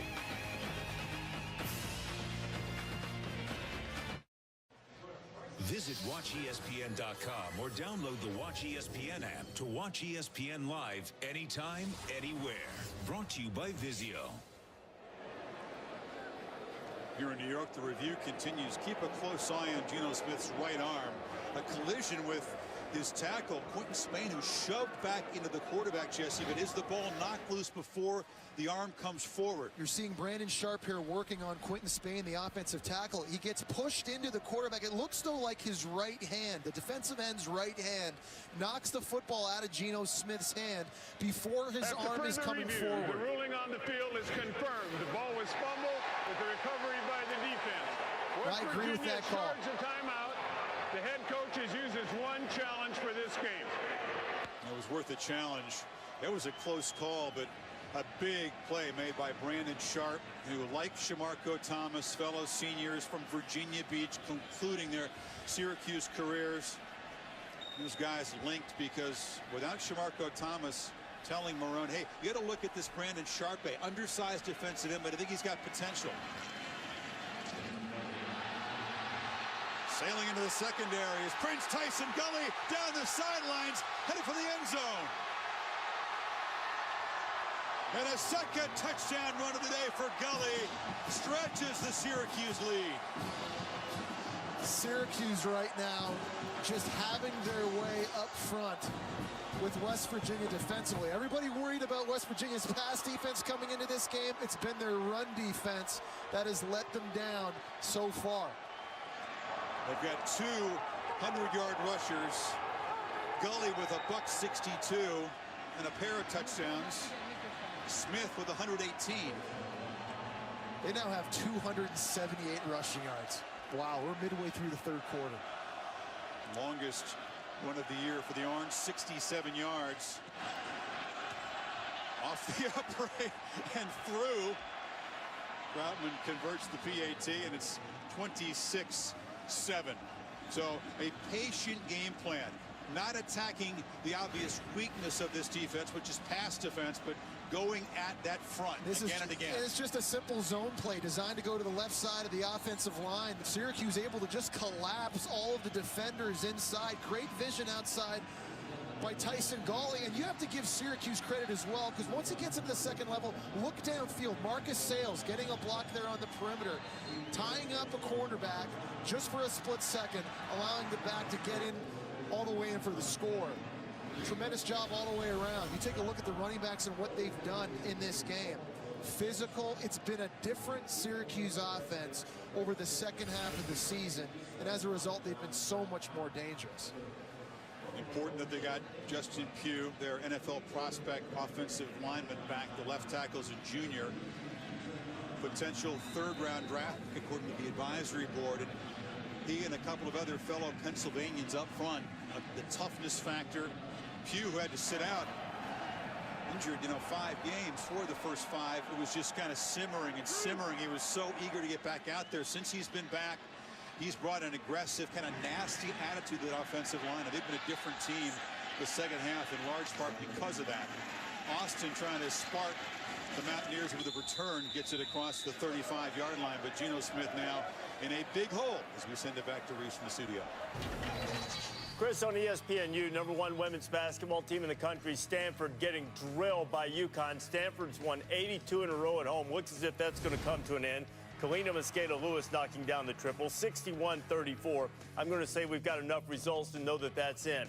On ESPN2, Arizona State's up comfortably on Navy in the Kraft Fight Hunger Bowl. All right, Reese. Multi-sport updates. Now, West Virginia is going to try to use Austin in the backfield. Get him some touches that way. Would you say, though, not nearly enough of an impact offensively from number one? Well, good job with the Orange limiting it. It just hasn't been balanced enough. It's one thing to give him handoffs, and that's fine, but he's really, really special when he's out in the perimeter field in space catching passes. Smith flips it to the right side, making the catch is Woods, and Woods does get the sideline and a nice gain, and now there is serious urgency for this West Virginia offense. J.D. Woods is going to have to be an X factor here in the second half. It's one thing if you want to take away Tavon Austin and try and take away Stedman Bailey. J.D. Woods probably the fastest player on West Virginia's offense, and he's a very good option at number 3, isolated one-on-one. He's had 4 catches. Stedman Bailey with 4. Austin just the 1 catch for 8 yards. It's amazing. Outside the Syracuse 41-yard line, a first down handoff, and Austin with that burst spins but can't escape. Still picks up 13. You see the quickness, how quickly he gets going 0 to 60. He's got to touch the football one way or another. Right now, the most efficient way for West Virginia is handing it off to him, and so be it. 8 receiving yards, not what you expected coming into this game. This has been the trouble area for the Mountaineer offense, getting inside the Syracuse 30, but inefficient when they get there. Smith almost bobbled the snap, takes a shot, loops it down, feeling for Bailey, and Bailey just shoved the defender out of the way and catches the touchdown pass. Beat up old Brandon Reddish, who was trying to cover him one-on-one. Well, West Virginia was in a hole, 19 points, and as you can see, it doesn't take them very long to score points again. You live and die by the blitz. If you decide to bring the heat, then you're allowing Stedman Bailey to be one-on-one outside. I'll say this, for a guy that's 5'10", 195 pounds, he plays way bigger than his size would indicate, and you see that physicality outside on the perimeter of the field. See again how tough it is for the defenders to get leverage on the tackles, get their footing. Mountaineer fans just thankfully didn't see a flag on that touchdown. So a lightning quick 63-yard drive in just 4 plays in a minute 11 as they cut the lead back to 12. Really, much needed. If West Virginia could stay out of their own way with respect to the penalties, this offense has had opportunities moving the football. I mean, the very last drive, Andrew Bowie has a long touchdown run called back because of a holding penalty. The plays are out there to be made. I think Geno Smith has done an excellent job since the first quarter, identifying the pressures, putting the offense in good positions, be that running the football or throwing it. They just have to play smarter, and if they do that, they give themselves a chance to win this game. By the way, you mentioned the hole. Let's go back and clarify. The officials have changed the number on that touchdown run taken away by Bowie. It was Cody Clay who was guilty of the hold, not Quentin Spain, who would like us to let people know that it wasn't him. It wasn't me. I was stomping around on the grass. We get it. So Stedman Bailey, who caught his 2nd touchdown, you pointed out he's down there on the outside of the kickoff coverage team. What you can do. I love it. All purpose. You talk about Tavon Austin. Yeah, look at him. Oh, he's ready.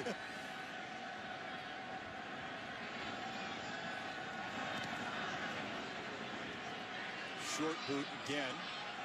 Stepping over to take it is Cabina. Jeremiah Cabina, who's got good acceleration, fights forward to the 30-yard line. And that's where Syracuse will take over, protecting the lead. Later tonight, Capital One Bowl week continues. Larry Patterson of the Horned Frogs taking on Michigan State, the Buffalo Wild Wings Bowl in Tempe, Arizona. 10:15 Eastern kick, also available on the Watch ESPN app. It's the best time of the year right now. You got bowl games wall to wall. 10:15. Love it. That's what I'm talking about. Go back, put your feet up, get a hot toddy, watch football. We're native New Yorkers. You kidding me? Got tons of time. On first down, why not?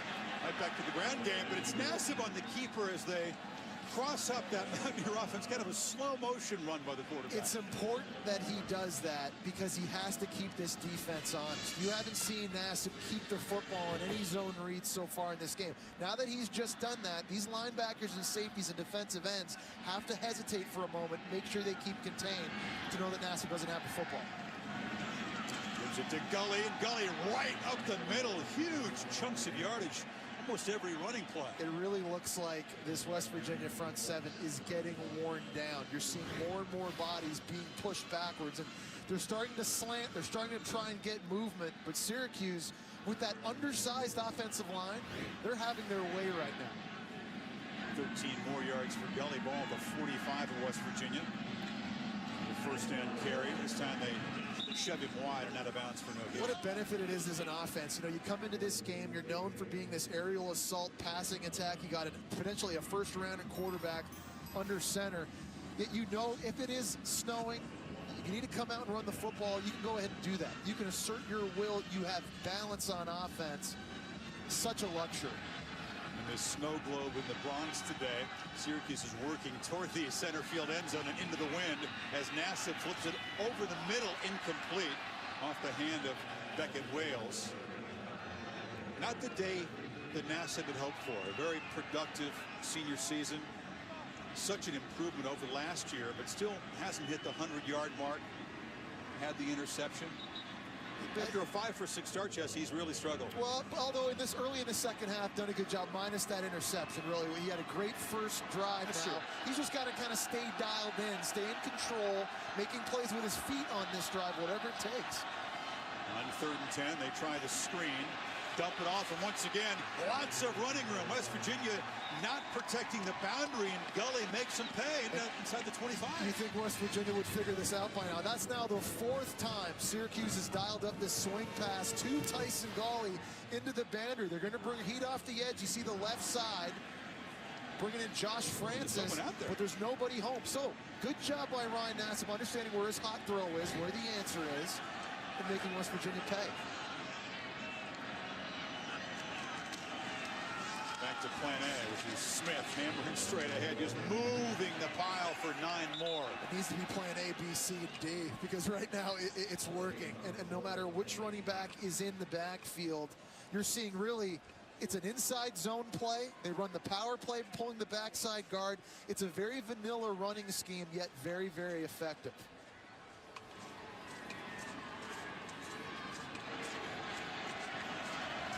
Vanilla again. Smith bounces this, lowers the shoulder. He loves to deliver blows in the secondary.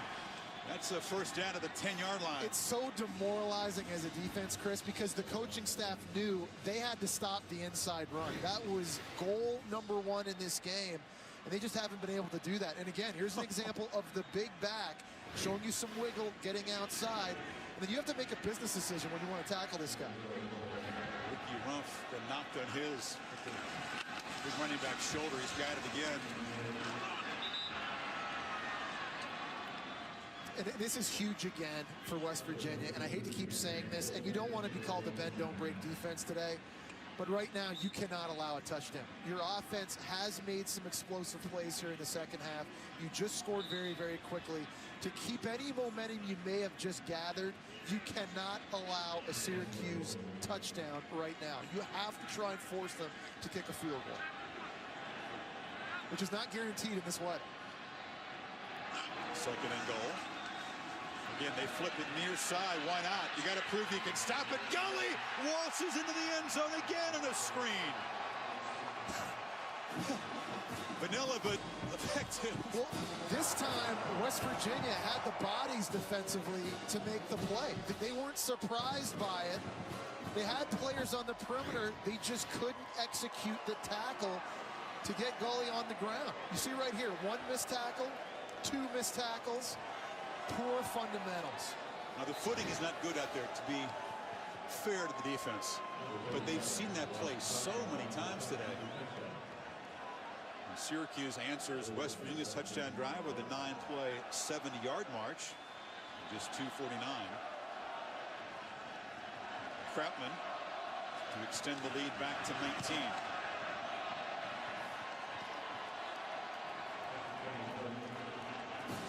116 rushing yards for Syracuse. And a couple of those very short passes, which are like runs. Jesse, you're a New Yorker who now, you've gone from the boring old Upper West Side to the downtown. So what is your New York feature these days? Well, Chris, I've become an espresso aficionado, a barista, if you will. The best espresso in New York City is at Cafe Grumpy. It's on West 20th Street, near where I live. Love going in.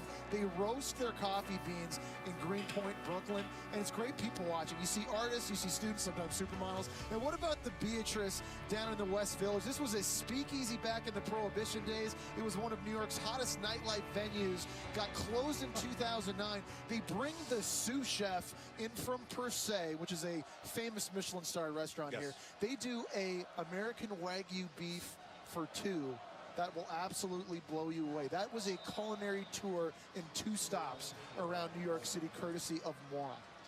I bet you if you listen to bowl games between now and 2020, you'll not hear the word sous chef used. Only my guy would work sous chef into a bowl game. I know you appreciate it. Austin trying to answer. Dangerous. Never dead. Circles back. There is a flag down. And Austin isn't yet down as he crosses midfield and is stopped at the 47. We'll now check the penalty. So many returns like this in his career where he'll cut back, give ground, reverse field. So dangerous. Just, I mean, I hate to use the baseball reference playing here at Yankee Stadium, but the ultimate home run threat. 2 fouls on the play. 2, okay. Holding on the return team. Number 81, that penalty is declined. Also, illegal block in the back on the return team, number 37. That penalty will be enforced after this to the goal, first down. It's gotten to the point, Jesse, you take your pick between the flags on some of these flags. We've seen a couple of those today. Just kind of the lesser of both evils, or sometimes the greater of both evils. Yeah, so instead of having the ball in Syracuse territory to start, West Virginia marched back inside their own 10. Now, if you're Syracuse right now, you had a little huddle on defense. You said, guys, tackle in space now, all right? We've seen a couple times Stedman Bailey on some slip screens. Whoever it's Tavon Austin in the backfield, they're going to spread us out. We got to be sure with our footing, run to the football, get these blue helmets on the ground. So Smith back to work. The deficit 19, final 3 minutes of the third quarter. It's Bowie in the carry as you go back to Tom Rinaldi. Chris, we had steady rain, and now obviously we've had snow for the last couple of hours. The conditions on this field are really beginning to deteriorate. Saturated, and turf is coming up in chunks. So remember, a couple of seasons ago, I know you do, Chris, when the ground crew was out here trying to tamp down big pieces of turf. We're headed not quite to that extreme, but in that direction. Very tough footing out here right now. Tom, thank you. Ever seen that? I mean, both defenses an increasing problem with footing. There's another touch for Tavon Austin. Very few problems so far with the turf, thankfully. It was a feature of the first Nora Pinstripe Bowl a couple of years ago, as Tom mentioned. You know, and it should be pointed out that the grounds people here at Yankee Stadium had this field in pristine condition before this snowstorm. So it was ready. It was as good as it could have been before all of this, and, you know, thankfully so. Now, the Mountaineers need 8 yards on this third down play from their own 11.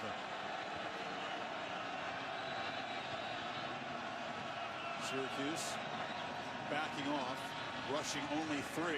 Smith has plenty of time, retreats to his end zone, goes down, just throws the ball away. And a flag is down. Ruled an incomplete pass now. He was tripped. And now they have a little conference to see if that was intentional grounding in the end zone. The second time in this half, that tremendous coverage downfield has forced a giant sack. Remember, they had the turnover before. No one was downfield. It was Brandon Sharp who tripped the quarterback. Intentional grounding. Intentional grounding on the offense, number 12. He was in the end zone, threw the pass into an area where there's no eligible receiver. Penalty results in a loss of down, spot of the foul, safety. Okay, so the lengthy explanation.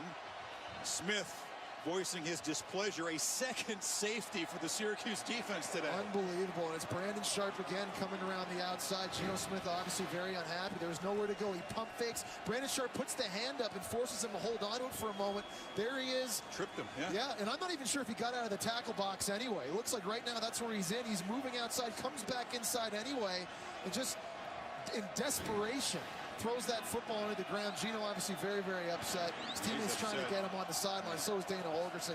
He's going to have to calm down now. Sharp was blocked, and he just kind of whipped that right leg, caught Smith's leg. And this is an emotional game for Geno Smith. He told us how important it was to come out here and win this game. He took this game personally, having lost 2 games against Syracuse. He wanted it worse than anybody else on West Virginia.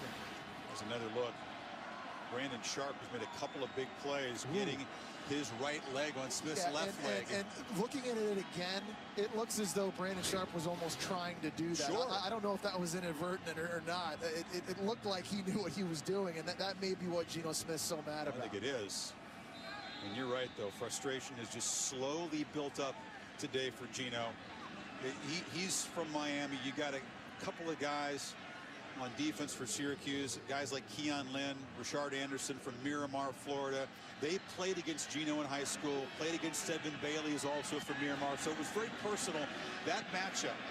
The pitch and catch guys for the Mountaineers against the Syracuse DBs, they know each other very well as the kickoff goes out of bounds. And yet another flag. And this has been a nightmare for Geno. He was productive in the big loss last year in the Dome, threw for a bunch of yards. Today, frustrating. Free kick out of bounds, untouched by the receiving team. Ball be placed at the 50-yard line, first down. Why not? Kick the ball out of bounds after the safety. Chris, as you mentioned, Geno Smith has struggled. Early in the game, had some open receivers, wasn't able to find the completions, wasn't always able to locate and identify the pressure on a big sack that led to a safety here. Coverage sack downfield. Ball loses, comes out of his hand again for a big turnover. And here's the last safety you've just seen. You know, Geno Smith has done some good things today. A lot of it won't show up in the stat sheet with respect to audibles at the line of scrimmage and his competitive nature and his ability to keep fighting in this game. But no doubt about it, it's been a tough game for the senior quarterback. This is Gully. Yeah, class guy, very sharp guy. Great football IQ, done so much work, and it was so motivated by watching the tape of that loss to Syracuse last year again and again. He said he watched it the second half of the season, watched it all off season, had watched it a bunch before this game, trying to learn, and so keyed up along with Bailey, fellow Floridian, to do well against the Miramar guys on the Syracuse defense. Tough conditions, yeah, but it hasn't been his day. Credit Syracuse's defense as well. No doubt about it. And you know, this was obviously, I think, an opportunity for him, knowing a lot of NFL scouts here. He was seeing a very complicated defense. There's a chance for him to really show that football IQ, audibling, and really put on the total performance. And that's why I say this hasn't been a completely horrific day for Geno Smith. Obviously, very hard throwing the football. I think from a mental standpoint, he's been extremely sharp. He's made great decisions in this game so far. And you see the leadership right now, keeping his team motivated. He wants this one bad. The game's not over. Needs the ball back, though, and third down and short. Gully is stopped near the first down marker. Bailey has found the end zone a couple of times on short throws and long runs. And they do pick up the first down at the Mountaineer 40. So Geno Smith's composure is going to get tested. We're going to find out more about him that way in this fourth quarter, because he's still upset about that last safety right now. He's going to have to put that behind him. Ready to play the last quarter he'll ever play in college in his life. And a 21-point deficit for Smith and the Mountaineers. Syracuse will have a first down at the West Virginia 40 when the fourth quarter begins. Blizzard in the Bronx.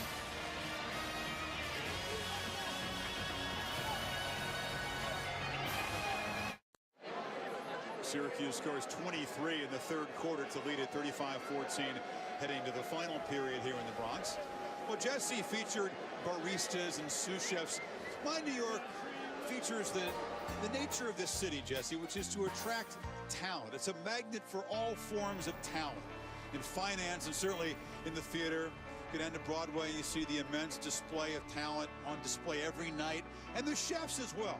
The great chefs from around the world gravitate to New York City, perfect the craft. So if you like to be entertained and you like to eat well, one of the reasons I love New York City. Mario Batali at Babbo.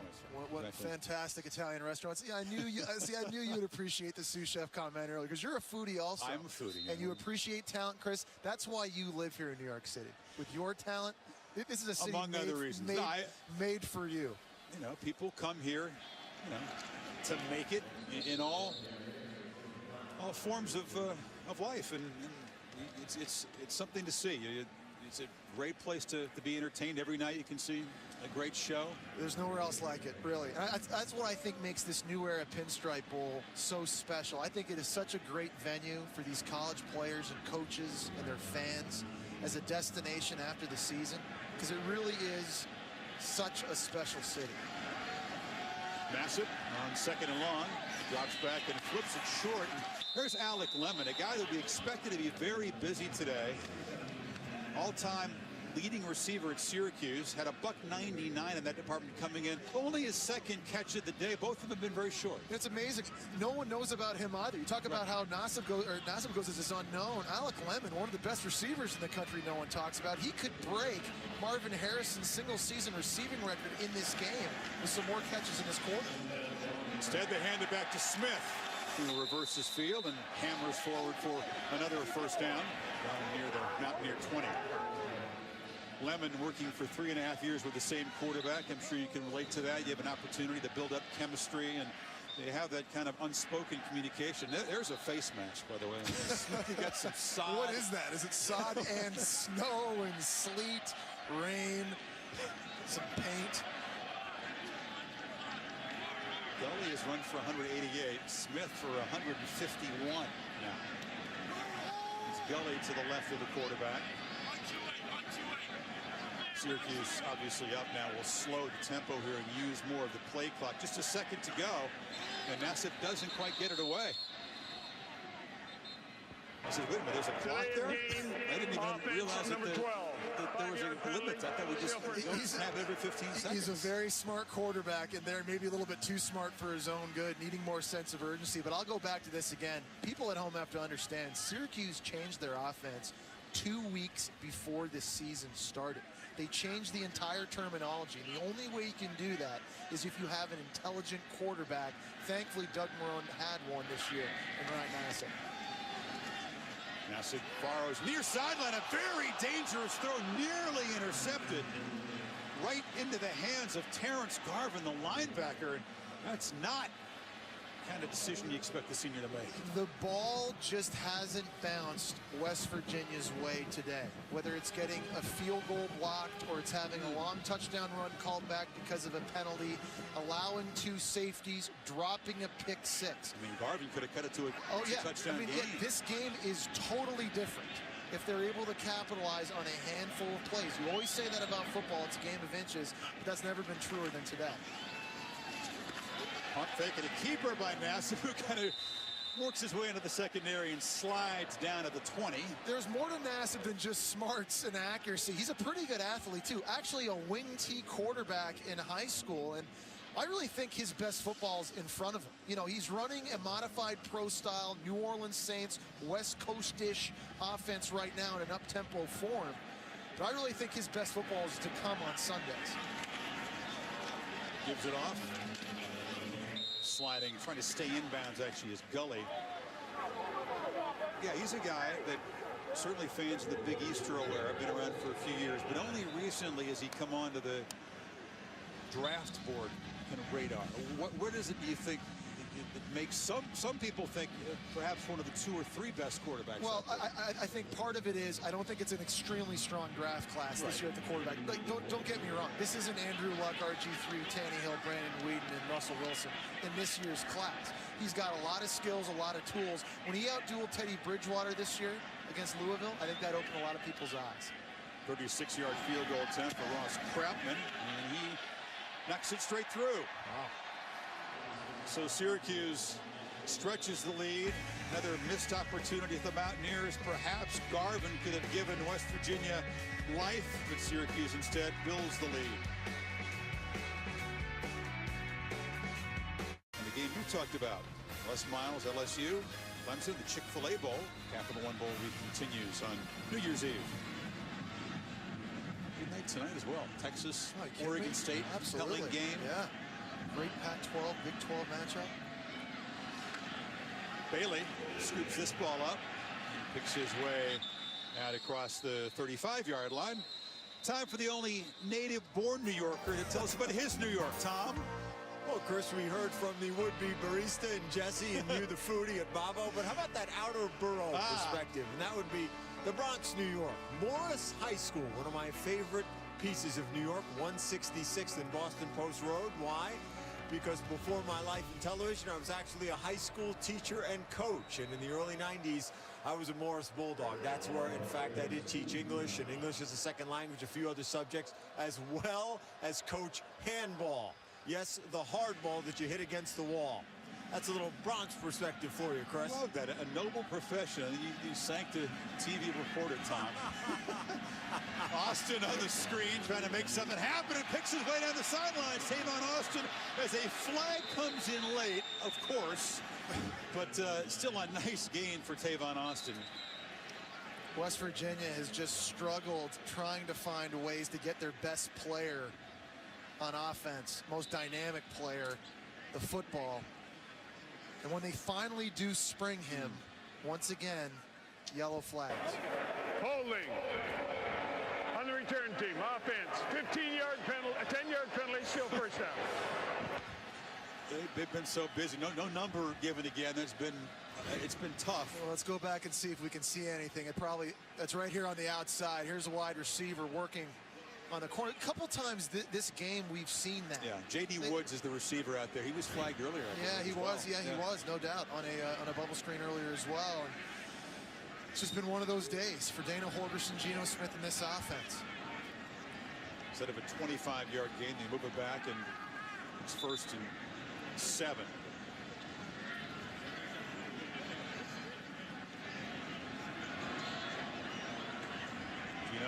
Miscommunication is slipping there was the receiver Clay. Back to Reese Davis. Chris, you guys mentioned Texas and Oregon State coming up. David Ash going to get the start. Kickoff now less than half an hour away in the Valero Alamo Bowl. Matchup of two ranked teams coming up a little bit later on. Weather's a little better inside in San Antonio, too. I'd imagine, Reese. Thank you. Big 12 fans watching Texas Tech rally late to get Minnesota last night. Mountaineers in trouble. Texas. And then later TCU tonight. It's been a good bowl season for the Big 12 already. With Baylor putting up tons of points. UCLA. Big 12 fans letting you know about it too. That Baylor, the team that did deal Kansas State that at times shocking loss, knocked off the Pac-12 South champions in emphatic fashion. The Big 12 was having a good bowl season until this game.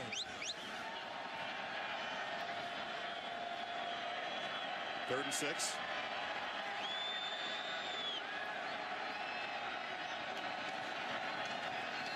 Hand it off. Austin bounces it, stutter steps, gets near the first down marker. He's going to be short of it. Cam Lynch knocked him down. It'll be 4th down and about 2. And this is obvious go-for-it territory if you're Dana Holgorsen in West Virginia, and I wouldn't be opposed to giving this again to Tavon Austin.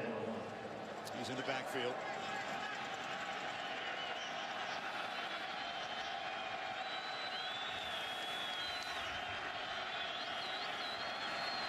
Fumble exchange. Smith picks it up, but doesn't get the first down.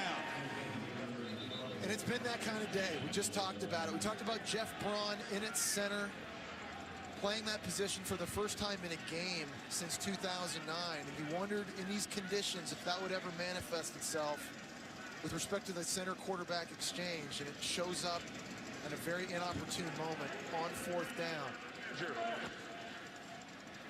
Mountaineers for the season, a 47% 3rd down conversion team. It has been a nightmare on 3rd and 4th down today. 0 for on 3rd down, 0 for 8 haven't converted on 4th down either. Yeah. I mean, even after the fumble, they're still going to measure this because Geno Smith was able to pick the football up and try and get some forward momentum. You combine now the 3rd down and the 4th down plays, he's going to be well short. Wow. Well short. I'm surprised they brought the 6 out. Yeah. 0 for 11 now. 0 for 8 on 3rd down. 0 for 3 on 4th down. Can't do it. It's just inability running the football on early downs, putting yourself in position, 3rd and longs, turnovers, the whole gamut. You know, from number 5 in the country at 1.5-0, the Mountaineers headed for a 7-6 finish this season.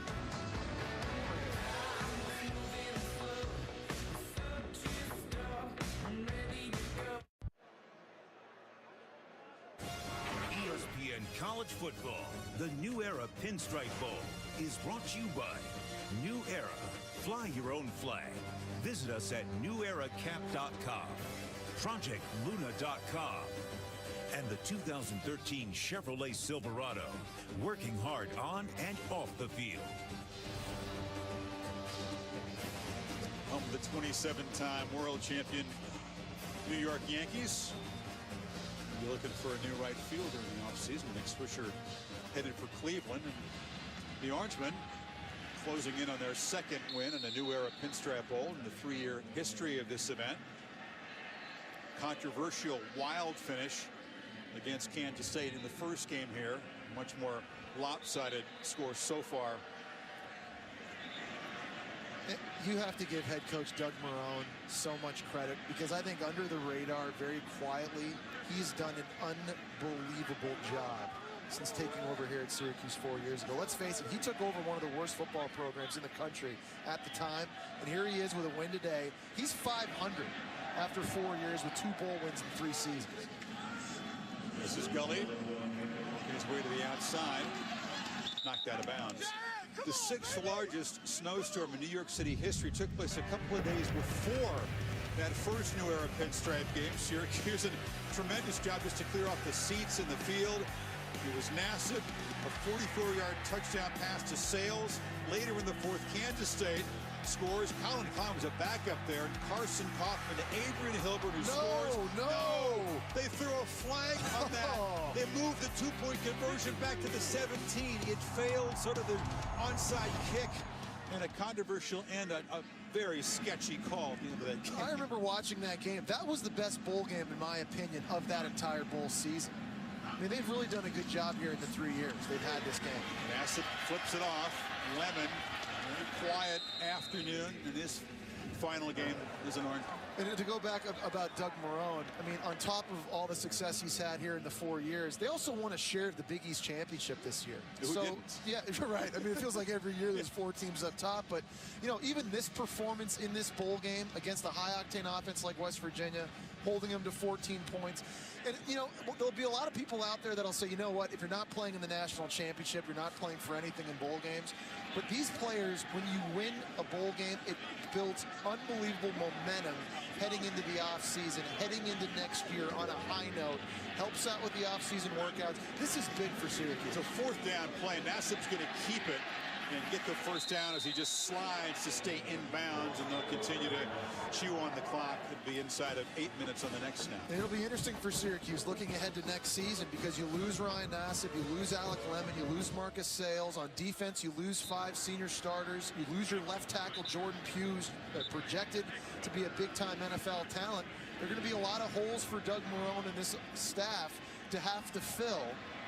Interesting to see if they can carry over the momentum, find out how the recruiting has gone for them, considering the way they finished this year. They'll play Penn State at Giant Stadium in the opener.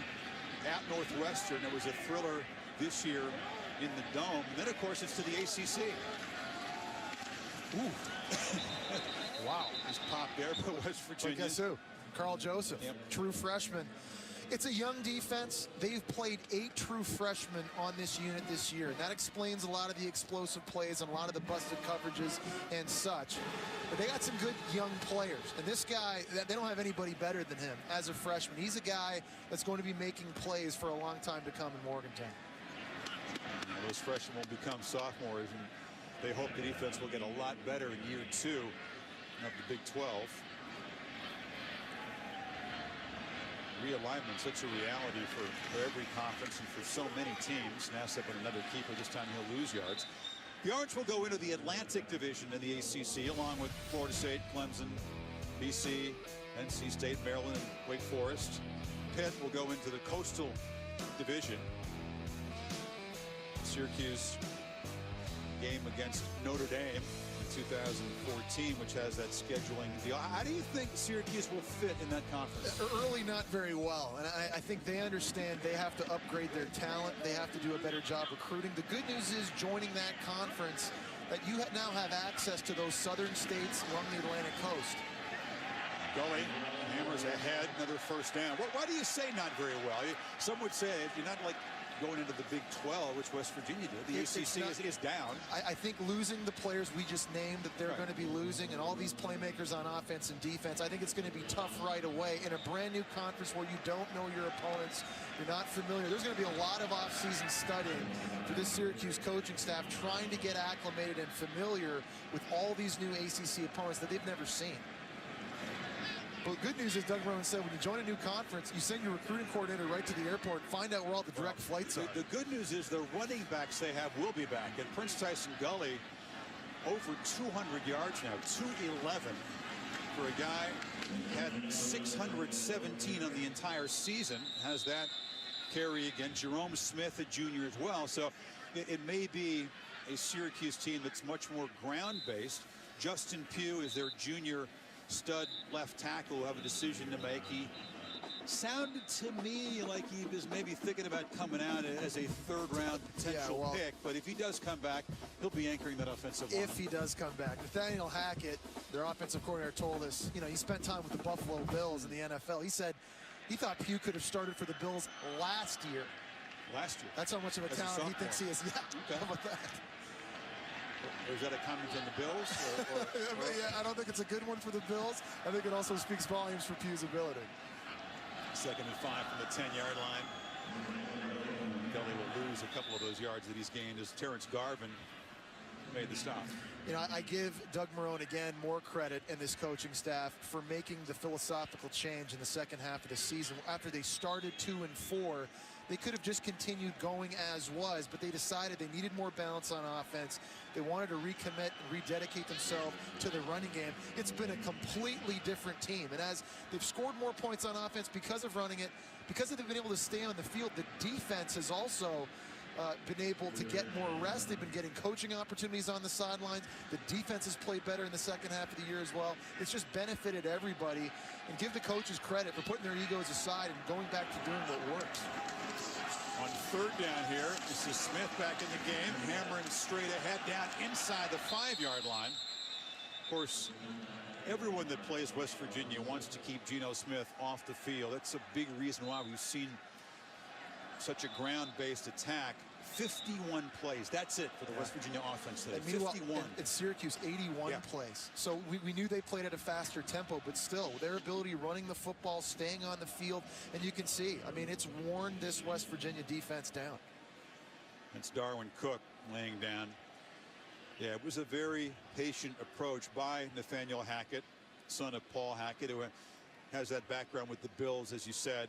Just instead of throwing, you know, haymakers, deep shots, just kind of body shots, slowly working your opponent over the course of a game, and we saw it begin to be very effective. It's very Stanford-like almost, those body blows. The Pep Hamilton, their offensive coordinator, and David Shaw are kind of known for dialing up. And Chris, I think you and I honestly came into this game curious as to whether or not they could stay patient. I mean, when you put the film on of West Virginia's defense this year, there are a lot of explosive plays given up in the passing game. You just wondered, with an NFL quarterback and 2 potential NFL wide receivers, if Syracuse could have stayed patient.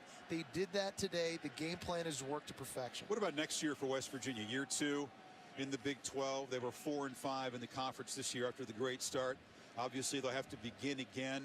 And Holgorsen at this point has no idea who'll be the successor of Geno Smith. Paul Millard is the backup, but it'll be a competition at that position. Chris, they don't know who's going to score points for them next year. Austin gone. Bailey has declared for the draft. The same problems they had on defense this year with all that youth, that's happening next year. You lose your starting center, both starting guards. You lose the Bolitnikoff Award winner at receiver. You lose Tavon Austin.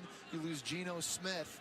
They're going to have to run the football next year. Dana Holgorsen, though, up for the challenge. Every quarterback he's coached has big years. He's going to have a major project coming up this season. He's got some young guys from Texas that are familiar with his system. We played their high school football in Texas. It'll be very interesting to see what this West Virginia offense looks like next season. Syracuse will go for it on 4th and 1, obviously, here from the 5-yard line. You wouldn't kick the field goal here? No, I would.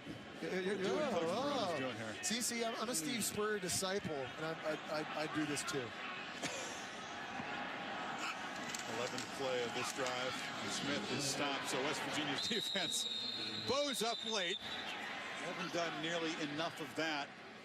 It's again Carl Joseph combining with Garvin on the stop, and the Mountaineers will take over after preventing further damage. Problem is, if you have an offense that's not able to score almost at will, as they did this year, really puts even more pressure on that defense. I mean, it's going to be interesting to see how the Mountaineers do manage in year 2 of the Big 12. Not much success in the Bronx today. 3:24 to play.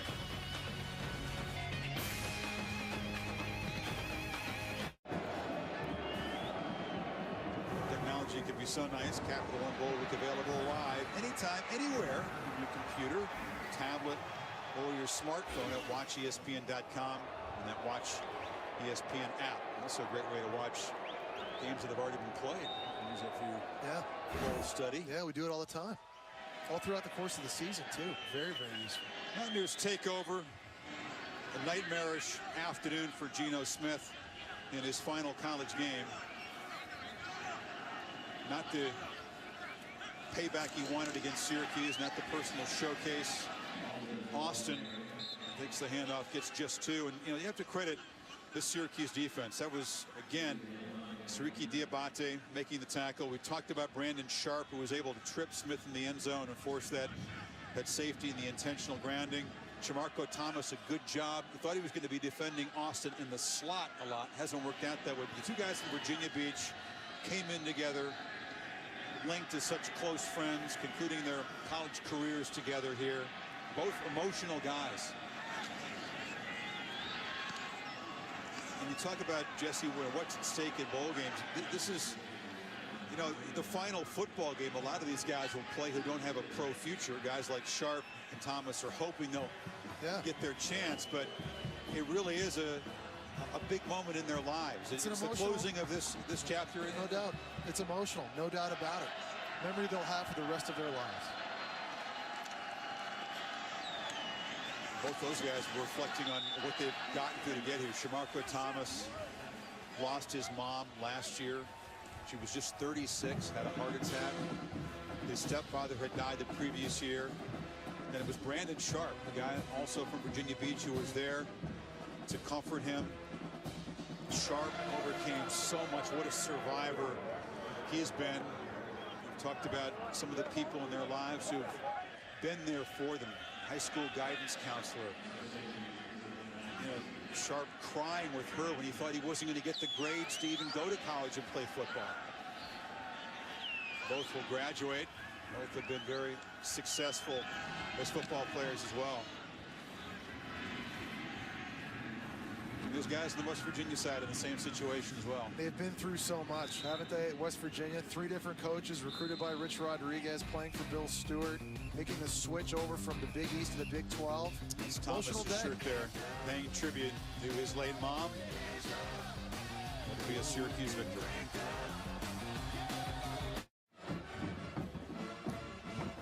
An orange crush here in the Bronx. Syracuse up 38-14, our Capital One player of the game. Pretty easy call, Jesse. At the beginning, you would not have thought that Prince Tyson Gully, the running back, would be the star, but the running game was featured. 26 carries, a career-high 214, touchdown runs of 33 yards in the first half, 67 yards, also caught 5 passes and a 10-yard touchdown reception. Yeah, you thought he was going to be the change of pace back for Big Jerome Smith, but he showed tremendous vision running outside and inside, home run type runs. He's also the team's leading receiver, catching 5 of those swing passes. Really a complete performance by the junior running back. And Pugh, Chabane, McPherson, Trudeau, Hickey, the offensive lineman for Syracuse. Throw in some good downfield blocks from the receivers. No doubt, no doubt. Just a physical attitude that Syracuse came into this game with. A lot of pride and really just imposed their will on an overwhelmed West Virginia defense. Big smile from Doug Marone, of course, when he talked about the Bronx native. Went to high school here. His grandpa, an usher in this stadium for 20 years. And the flip side for Geno Smith. Tremendous career, brilliant senior season. 40 touchdowns and 6 picks coming in. But will lose for a third time in his career to Syracuse. Victory formation for Nassib. Not the kind of stat showcase he wanted to conclude his career, but still a satisfying win for a team that was at one point 2-4 before turning it around. No doubt about it. The coaching staff able to make a change on offense, commit themselves to the running game. They finished strong, winning 6 of their last 7 games. They'll carry this momentum into the offseason. For West Virginia, a lot of changes coming up, especially on offense, losing some big names as they get prepared for their second season in the Big 12. The trophy ceremony will be live on ESPN in just a few seconds now as the seconds tick away. And Syracuse concludes a 38-14 victory here in the Bronx. A big snow globe. We kind of finished the way we started with the snow flying. For Jesse Palmer and Tom Rinaldi, our entire crew here in New York City. Happy New Year, everyone. Thanks for joining us. Sean McDonough, proud Syracuse grad, and Chris Spielman at the Valero Alamo Bowl right now in San Antonio, guys.